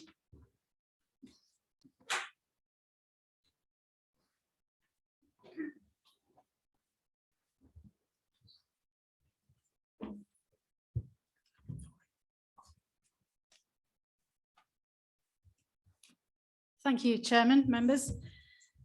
I'm the agent for the application. I'm accompanied by Andrew Beeson, who is the applicant as well in support of his application today. The applicant's company specialises in heritage locations, and you may know his other recent development in Helpston involving the conversion of the former Exeter Arms and associated outbuildings to dwellings, along with some new dwellings. And you may also be aware of his own office at Cobblestone Yard in Stamford. The applicant business is a local business. The applicant is a local resident, and his reputation for quality heritage development is important to him. And the benefit for us is that the villages are provided with a wider choice of dwellings than standard house builder product. We showed the parish council around the site and discussed the proposals with them earlier last year. And we've also discussed with individual residents, including the neighbouring one that was mentioned just now. The application proposes the conversion of traditional agricultural buildings and the listed Dovecote to 6 dwellings, with 9 new dwellings proposed within the extent of the site allocation. 2 small barns are to be converted to employment use, which the applicant will retain ownership of. The access will be provided as a private drive, and the drainage will be managed and maintained by a management company. So the applicant has a long-term interest in the success of the development. As you know, Ketton is a local service centre, providing day-to-day facilities and services to the community. The site has been allocated for 19 dwellings, but the application proposes 15 and the 2 small employment units. This is fewer units than allocated, but we're aware from local residents that there's a desire not to have significant use of the access by traffic because it is located close to the shop and post office. We've worked with the Highway Authority to ensure that access and visibility will be safe. All dwellings have on-site parking, so there will be no need to park on the street, thereby retaining the existing informal parking arrangements that exist for nearby dwellings and the users of the shop. A public footpath runs through the site and is proposed to be diverted under separate legislation. Recent correspondence with the County Public Rights of Way officer has been positive, as there's a desire, as previously stated, to upgrade the footpath to bridle way status, and that upgrade could be facilitated through the diversion proposals. Affordable housing isn't proposed on the site because of the nature of the development, particularly the non-standard barn conversions, higher materials costs due to being in a conservation area, the large plot sizes, and the private roads which residents must pay to maintain are not suitable to affordable housing providers such as housing associations. Instead, an off-site payment has been determined by the district valuer, so affordable housing will still be provided elsewhere. Even so, members will recall granting planning permission for the development of the other 2 allocated sites in Ketton later last year, which will provide affordable housing, so there will still be new affordable housing in the village. I hope you will agree that the proposals represent a high quality development that the village can be proud of. We've worked hard with the officers to ensure that will be the case and are grateful for their assistance in getting the application right. We commend the application to you and are happy to answer any questions. Thank you. Very much indeed. Members, again, I'll leave more board members to, but if you have questions, please tell. Yeah. I have, Chair. Councillor Brown, Ketton ward member. Just, I note you've got a number of self-build plan for this site. I think I'm a bit concerned that you've already got them identified on the plots, fairly well identified. The requirement is that when a self-build person comes forward to purchase a service plot, they should have primary input into its final design and layout. Is that your intention, or do you plan just to sell them your off-plan items? There's a balance. So what will be the case is that the new dwellings, not the conversions, but the new ones will be offered to people who, well, will be offered on the market. If people come along and want to buy them as a self-build project, the intention is that they will build the houses that are hopefully to be given planning permission, because this is a full application. They would need to come and make a new planning application if they wanted to do something different. So they would come along and would either buy a finished house, you know, as is normally the case, or they would just say, actually, I want to buy a service plot and I'll build it myself. So it just gives them that opportunity. As was pointed out, there are certain definitions of what self-build is. If they don't comply with that, then they won't be allowed to claim SIL relief for that, and that will be determined by the council's SIL officer. Right, so it's clear you're going to you'll sell them if it's a built house. If you're selling it as a built house, yeah, the responsibility will lie with the purchaser for the SIL and not with yourself. Oh no, it will be the Okay. developer. That's fine. Absolutely, I'm just because you weren't clear on that. Oh, I I'm just wanted sorry, to yes. be clear on that. So it will be effectively just a normal house built to that standard. Yes. Okay, so there is potential at this point in time for significantly more SIL than is currently in the viability statement. The viability assessment assumes that all of the dwellings will be normal market houses. Right. But okay. there's a clawback which has been mentioned in Nick Hodgett's update report. So if for any reason the developer makes more money out of the situation, then the council still gets a cut of that, so they're not left out, as it were. Towards the commuted sum for yes, affordable homes. Exactly. Obviously, the converse could apply, couldn't it? In the sense that there could be less profit, in which case there'd be less to pay. But you know, that's all to be worked out through the Section 106 agreement wording. Okay, can we just clarify that point? I'll clarify that point with officers later. I'm assuming that the off-site sum is the minimum what will be paid, and therefore there'll only be more money be paid on top of that I'm getting a nod, thank you, that's fine. Yeah, it So there won't be to- less. Just to clarify, it's an uplift, so Thank you. it doesn't decrease, it would, Yeah, you absolutely. only I just do wanted it, to clarify that's that your point. baseline, and then obviously it's just if the profits are higher from whatever that viability assessment does, when you reappraise it at whatever point. Right, thank you. Thank you. We haven't seen draft wording for the 106, so we don't No, know what it yeah. says yet. Thank you. And the other point is the footway for the public right of way.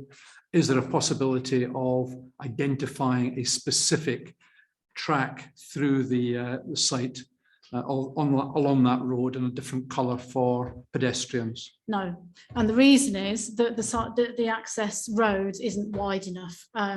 You just had the same situation actually at Great Casterton, didn't you? Where the access was going into the site as it's called a shared surface, and it's a highways term.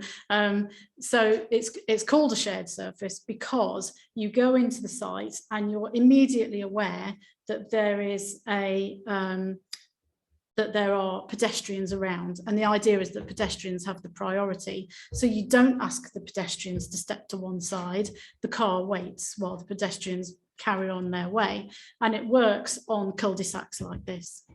It doesn't work on large estates, obviously, but this level of development is where that works. And the reason that one of the reasons that the layout was amended was to ensure. Can I point? Would you mind? Was to ensure. Where's that gone? Right. Can you see there? I've got that. There's that larger white bit there, and that larger white bit there. So the access lane is going out and in. It's not a straight urban road. It's a lane, and so what you get, and it's a green lane, obviously, because we've got the hedged edges to it. But you've got these areas where they're turning into the access. The secondary access lanes to the northeast to serve more dwellings, and where they turn in, that is effectively an informal passing place. So if you can imagine a car coming down from the northern end meets some pedestrians coming up from the south, it stops in that passing place while they pass by, and the amount of traffic on a site such as this is low. It's not like you're going to have queues of traffic at 8 in the morning going out to work. It's, one. Thank you, Joe. I didn't think there was anybody else. Oh, no, it was Councillor Andrew Brown. Sorry. Thank you, Chair. You mentioned the drainage was going to be orchestrated by a management company.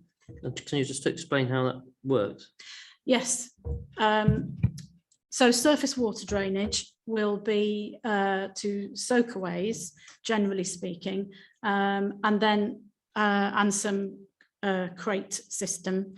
There's a drainage plan which I don't know if Nick can put up, but basically ultimately the water has to go somewhere. So what happens is the water is attenuated on the site in these crate systems. Soakaways are another thing, but ultimately it comes from a pipe into the existing surface water sewer that's in the road, and that sewer discharges into the river.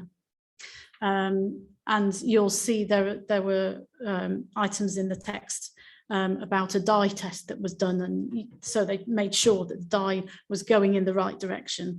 But the benefit of this situation is that the water is held back, so it's limited in the runoff from the site into the river. So in a storm situation, whereas normally your greenfield or farmyard runoff would literally shoot straight down into the pipes and then into the river, this is held back and allowed out at a controlled rate. But it's because it's underneath a private road, it can't be adopted by Anglian Water, and therefore it has to be a management company, and that's a regular thing. Thank you. Thank you very much indeed. Thank you. Chairman. Thank you. And I'm about to bring the ward members in as a start. Members, I may well at about 29 minutes past 9 interrupt you to ask for an extension, because it's perfectly clear we're not going to finish by 9:30. So with that warning, over to the ward members. Councillor Gordon Brown. Thank you, Chair. I think Councillor Mary Ward from Ketton Parish Council has made the case extremely strongly this evening on a number of points, particularly on the affordable homes. Very concerned about that. We would certainly in Ketton like to see affordable homes in the centre of the village, particularly smaller ones, 1 and 2 bedroomed homes. It's unfortunate this project doesn't provide that. The self-build did cause for concern, still does, and the control over that, but I'm satisfied now with the response from the officers that any change to this design will require new planning applications and therefore would be subject to the Rutland Design Guide and also the requirements of the site in terms of design as well, because we'll have a materials condition on the application. The big one, I think, for Parish Council in many respects is this public right of way and the access for pedestrians. I did listen to the applicant, and I think also the other part to now remember is that the Highway Code says very clearly that as drivers, we have to give way to cyclists, and cyclists have to give way to pedestrians. And so pedestrians are at the top of the tier now, and the poor old motorists at the bottom of the tier. So I think that is changing, and I think attitudes will have to change towards that. I think there's some very deep concerns about the use of tin roofs in this site, and I would really question the use of that. I understand what is being suggested, that it's an agricultural area and therefore should be the houses should be what I call tin roofs. They're not actually, they're steel roofs, but it just doesn't feel right. And if that's the only solution, then I'd certainly seek that dart roof, but ideally either slate or even better stone, the artificial Collie Weston, which is a feature of houses in this area. There's no reference to the bats, the ecology report that was produced, and it's a fairly wide ecology report, and I think that's now been supplied to members. I think it's important that the recommendations of that ecology report are recognised very clearly, because there are issues around bats. We may remember just a couple of weeks ago, we made sure that the Chater Field development, the lighting there was bat suitable, and that's a recommendation in that ecology report, and that would be an absolute minimum.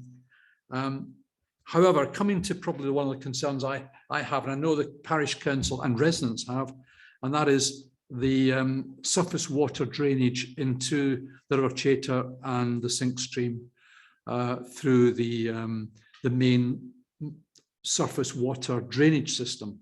I understand that the local flood authority, which happens to be Rutland County Council, are happy with this. But having looked at the calculations, I do challenge it in that on the once in 100-year 40% climate change requirement, we're going to have a flow at manhole cover 2, which I think is about that much up from the entrance, and that will have a limiting disc on it to limit the flow to about 1.2 litres per second, not meters per second, litres per second. However, the water getting in there is nearly 5 litres per second. And I'm just wondering where that water is going to go other than to flood. And I would certainly ask officers to look at that extremely carefully. I'm still worried about the 1.2 litres per second coming out and going into the manhole sewer.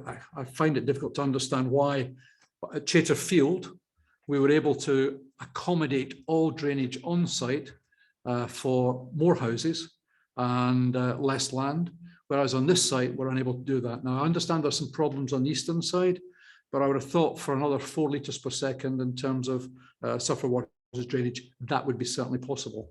And I would certainly challenge officers on that. I think the other final issue is that of visibility and access. This really is a very busy area in Ketton. The traffic in Ketton is rising. If you look at the numbers, I think we're looking at going on 600 per hour, I think it was. I think we're looking at in due course. I've seen a number of that number. It's a very busy road. But we also have a lot of parking in this area for the shop. We have on-street parking for the housing. And I'm very concerned about the visibility displays and the ability for vehicles to come in, and even more so, turn right into the site when they're travelling west, and holding traffic up and everything that goes with that. We already have pinch points in the village, and I'm really concerned about that. Something which I would certainly ask the view of the highways engineer as to why she believes that the visibility displays are acceptable given the parking issues that exist on this particular point. So those are the issues that I've got. I'm sure Councillor Payne will have some other comments to make. Can I just add to that on the issue of parking in the high street, especially where the shop is? I've had several complaints, well, many complaints regarding cars actually parking over both of those entrances. Yes, ma'am. So did you want to continue, Councillor Payne? No, that's it. Yeah, it's a huge concern. Yeah. Would you like the highways officer to comment at this point? Yes, I think it would be appropriate. Thank you, Chair. Unfortunately, it wasn't myself that assessed this application. It was Robin, who is currently on maternity leave. So I've not had very much input into this. Obviously, she would have to take into account that it is an allocated site. She's obviously done some work. There are copies of emails in the files where she's had negotiations with them to ensure that the access is wide enough. There's obviously been some discussion to put the access protection markers over, which is shown on, I think it is shown on that one as well, to stop vehicles parking over the access. Obviously, it is an existing access anyway. I'm just surmising what she had gone through in terms of the thought process. It is an existing access. It's not uncommon at all. I mean, you could probably name hundreds of accesses similar to this in Ketton alone, where you have parking either side. If we applied the vehicle-to-vehicle display requirements to every single private access, we would have no parking on the roads whatsoever. So whether she took at that time, you took the decision at that time that that was acceptable because it was an existing access, I honestly can't say what she thought when she wrote the comments up. That's how I would assume she would have thought. Could I just ask you a general point? I recognise that highways matters are measurable, but would it, and I sympathise with you picking up from somebody else's assessment. My question in general terms would be, would it be possible for two officers looking at a similar situation to come to a different conclusion? It has happened in the past. In my 20 odd years of dealing with planning applications, or staff having dealt with planning applications, and then it's swapping over. Yes, you do find, because there's different levels of experience and knowledge. Yes. Councillor Gordon Brown. This does worry me. I think the width and the visibility is an issue, and there are other applications in Ketton coming along on a similar basis, and I'm worried that we set a precedent here for other applications that are liable to come before us. It's extremely worrying because I think a 4.8 metre plus 1 metre for pedestrians at the front is very tight for two vehicles passing. The visibility display, you can just see the angle of parking in front of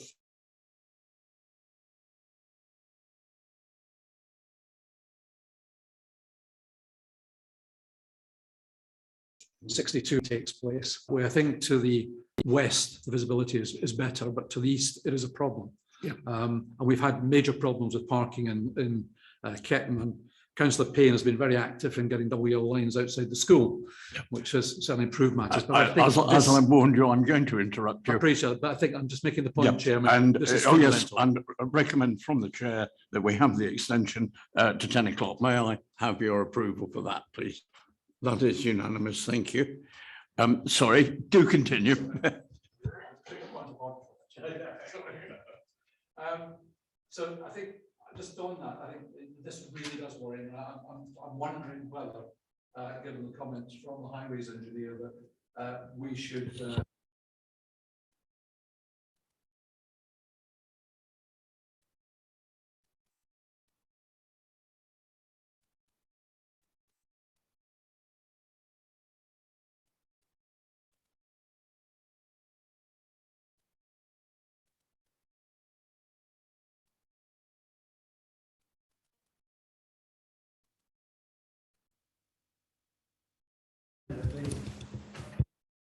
I'm concerned that the road, what they count as a private road, that it's wide enough to call it a road in certain areas. And I know from my experience that you can only have so many houses off a driveway. And there's some parts of this road not wide enough. That's to the officers. Highways officer again, Julie. Thank you, Chair. Looking at the layout, it's trying to reflect a very sort of countryside lane. I think the agent mentioned it earlier. They're trying to encourage very slow vehicle speeds through this, with pedestrians having the right of way. These types of layouts are very much supported in documents like Manual for Streets, where it's much narrower. It's trying to encourage slow speeds. Same with the access width. I must admit, I'm not a fan of 1 metre wide footways by any means, but I'd been presented with an application that's already been reviewed by a highways officer who considered that acceptable. 4.8 is tight, but again, combined with the cobbles, it encourages slow entrance and exit speeds, particularly slow entrance speeds. Yes, there's another point that follows on from that.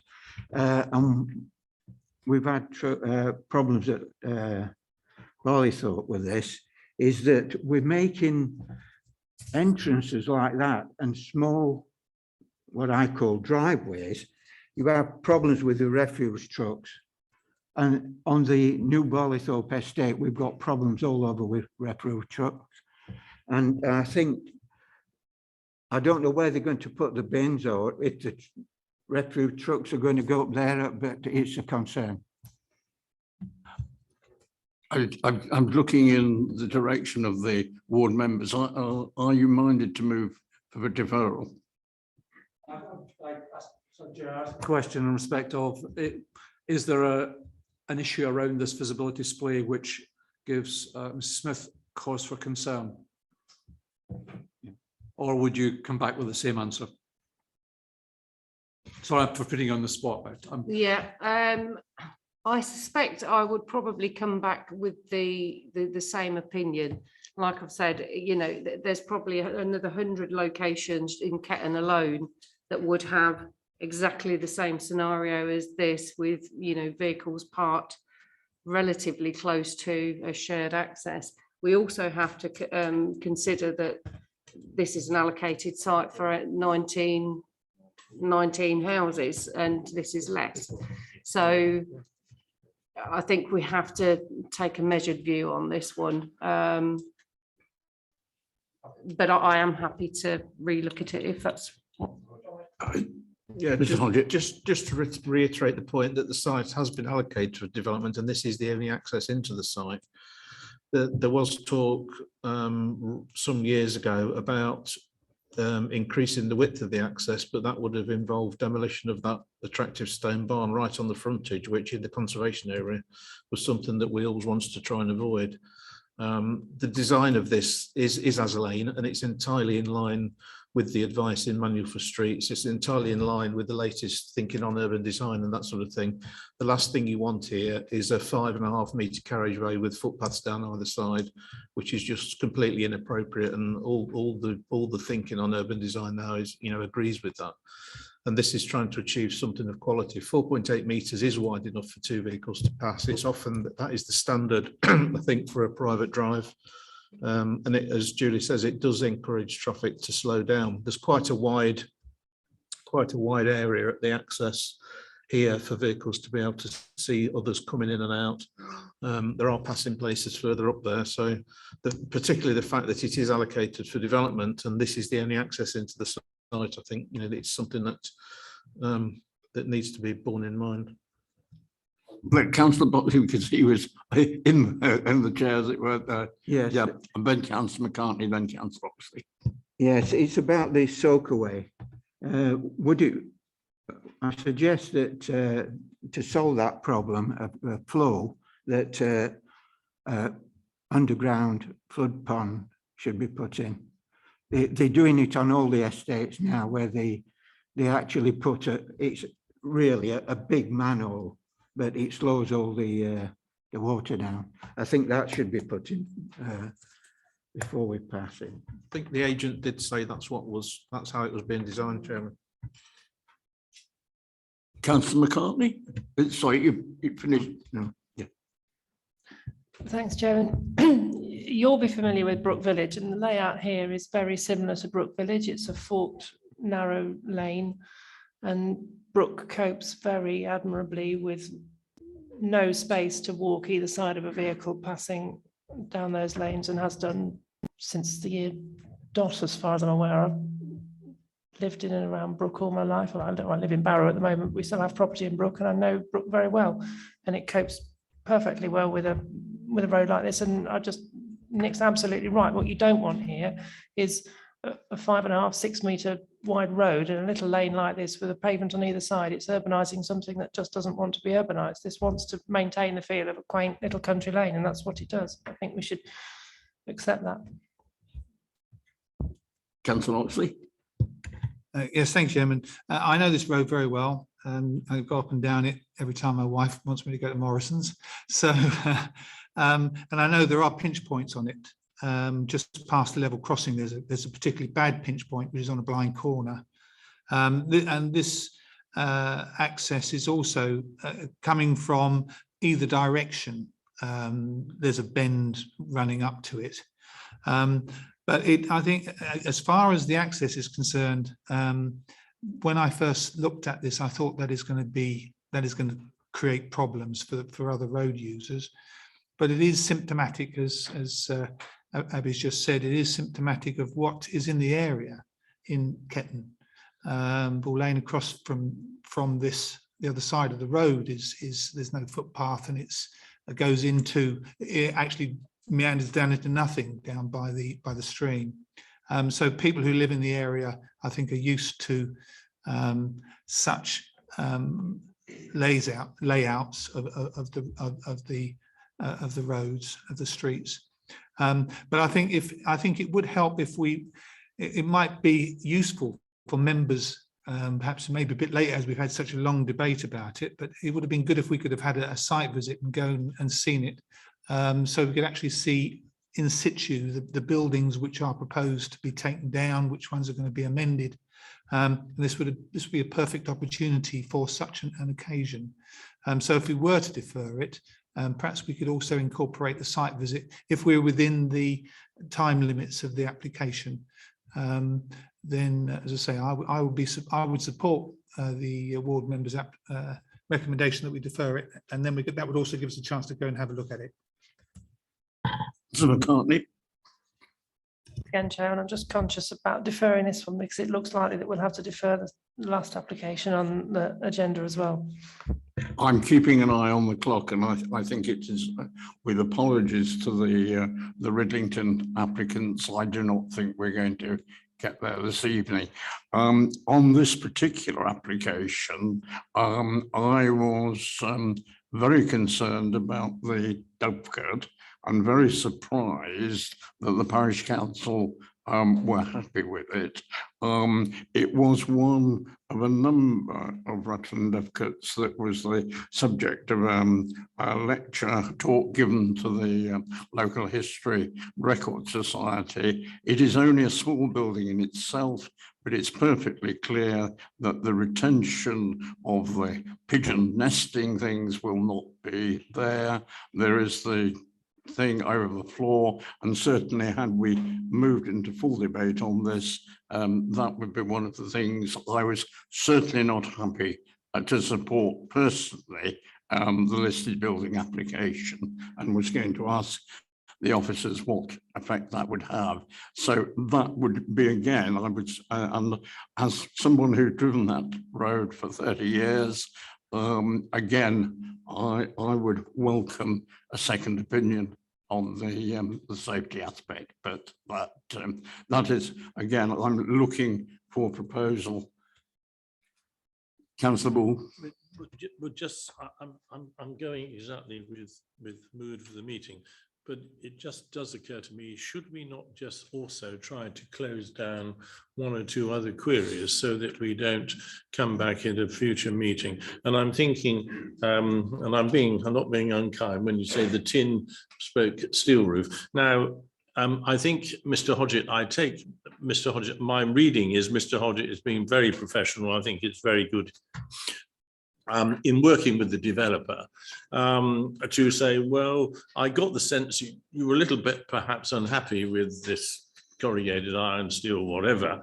And my query as a layman would, is it just possible if you have slate and you have reconstituted stone, this particular other material will not age or weather quite so well. So in a few years' time, it doesn't look as we perhaps intended. So should we sort of home in on that particular item now? For example, if one of these buildings was thatched, I'm not sure that we would say, oh, it's thatched, so we must retain one building as thatched. And I'm really trying to help Councillor Brown here as to whether you feel strongly enough that we should look at it and say, well, can we not negotiate with the developer through officers that perhaps it should be slate or reconstituted stone? It's that sort of tidying up I think we should do before we close down, if it goes for a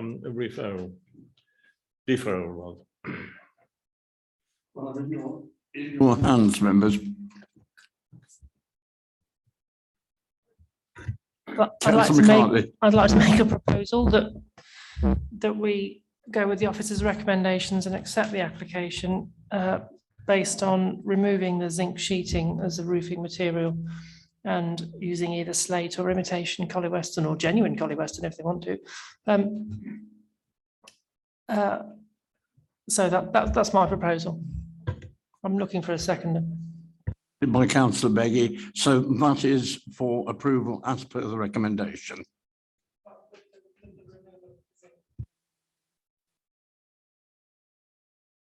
Roofing material altered. Could I just be, Mr. Johnson, is that's unacceptable? Yeah, so approval subject to a condition that requires an alternative material to the roofing rather than the tin.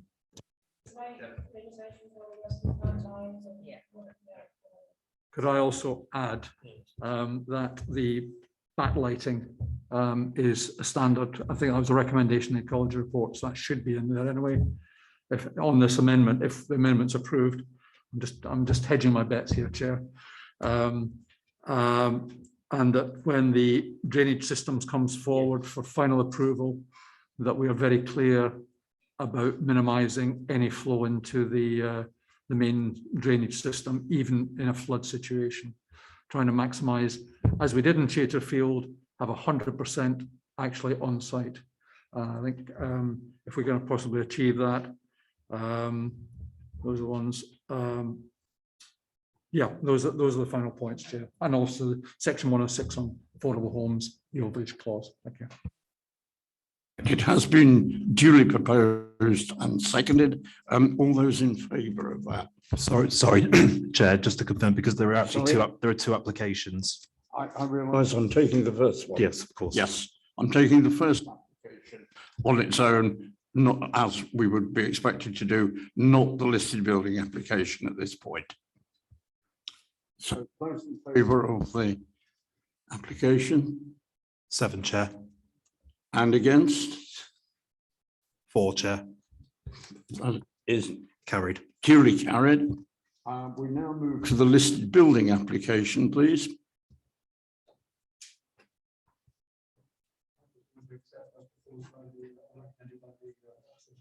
Sorry. Propose as recommended by the officers, Chair. So in other words, it is for approval. Do I have a seconder? I saw Councillor McCartney, and those in favour? 8, Chair. And against? 3, Chair. Thank you very much. Those are duly approved. And as I say, with apologies to the Ridlington contingent, I know we're not going to have time to consider that this evening. All we can say, Mr. Johnson, is we will put it at the top of the next agenda. And apologies because I recognise that the technical fault, meaning this will be the third time that you've had to turn up, and I do apologise for that. So if we could move, please, to the appeals, Mr. Johnson. Sorry, Nick, can you just go down to the pictures at the bottom? Sorry, Chairman, I'm off the papers. So we have had one appeal decision come in as is set out. That was an application at Waterley, Brookdean at Ashwell. This is a picture showing what was proposed, and then the one below is what's existing. Here, the issue related around the replacement of timber windows with PVC-U flush casements. As you can see, that is what's there now, and the picture before was for the was for a wood effect. It is in the conservation office, in the conservation area.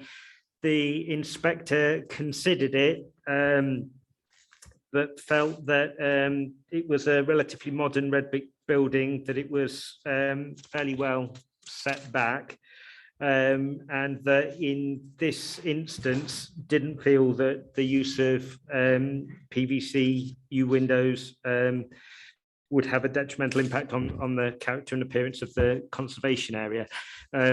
It's relevant to note that there's actually, I think, on the opposite side of the road, a Grade 2 listed building as well, which they gave consideration to. It's a bit of a surprise to us, but I think I've brought the pictures just as a bit of a learning thing for us to bear in mind, that obviously based on this, even though it is in a conservation area and opposite listed buildings, it won't always be inappropriate to have some UPVC. And I think it's just one that we will have to watch closely. I think the inspector's taken, in my own personal opinion, looking at this, is that they've looked at the fairly modern appearance of the existing building, and given that it is set back a bit from the road and screened by a mature hedgerow, it's significantly higher than that now on the street view, albeit you do get glimpses of it and you can see it. I think they've taken the view that it's a modern property and that it doesn't have a significant impact. So I just bring it just to make everybody aware. The other cases that we've had, we've received 2 enforcement appeals, which are set out in the report, and they relate to appeals effectively. We had a lawful development certificate. These are at 52 Burley Road, Langham. Lawful development certificates for They're claiming that an area of open space has been used as residential garden. We've disagreed with that. We've served an enforcement notice, and now they're appealing that. And the enforcement officer was actually preparing a statement this week to get that off and defend our position. Quite which way it will go, I don't know. It's an interesting case because bizarrely in the Langham neighbourhood plan, it's allocated an important open space, but then on the other hand, there's a policy that designates it for potential housing as well. So it was a bit of an odd one in the old Langham neighbourhood plan, and I know that they're in the process of reviewing it, and that's one of my jobs for this week, is to review that policy and see if there's still a conflict there. But they are the only two that we've had come in now. That's it. Yeah. Thank you very much indeed. I think before I formally close, I would just like to thank Nick Hodgett, who's done an absolute marathon this evening, and we do appreciate it, Nick. And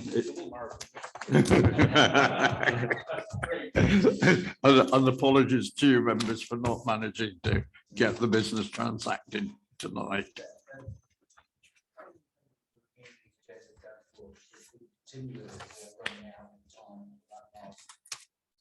Yeah, yes. No, I entirely agree with you, Nick. I think, unfortunately, the technical thing, which in fact could have been resolved, but we didn't know in time that it could have been resolved, and so, you know, I think it was exceptional. Chairman, I think. Yeah. We'd better finish one less and not send people away. Yeah. I know it's difficult, but I will. This is 2 meetings.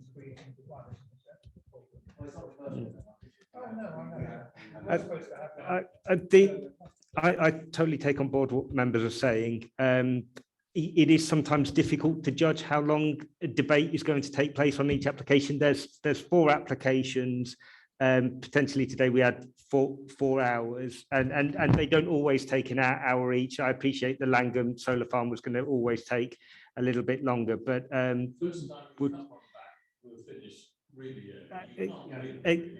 exactly. I think the issue was, again, that this was a rollover. I appreciate it happened before. I have taken that on board. Again, we would. No. Yeah. Yeah. No, I entirely agree. So at 10 to 10, I'll formally close it. And the enforcement things, is there any alteration, Justice?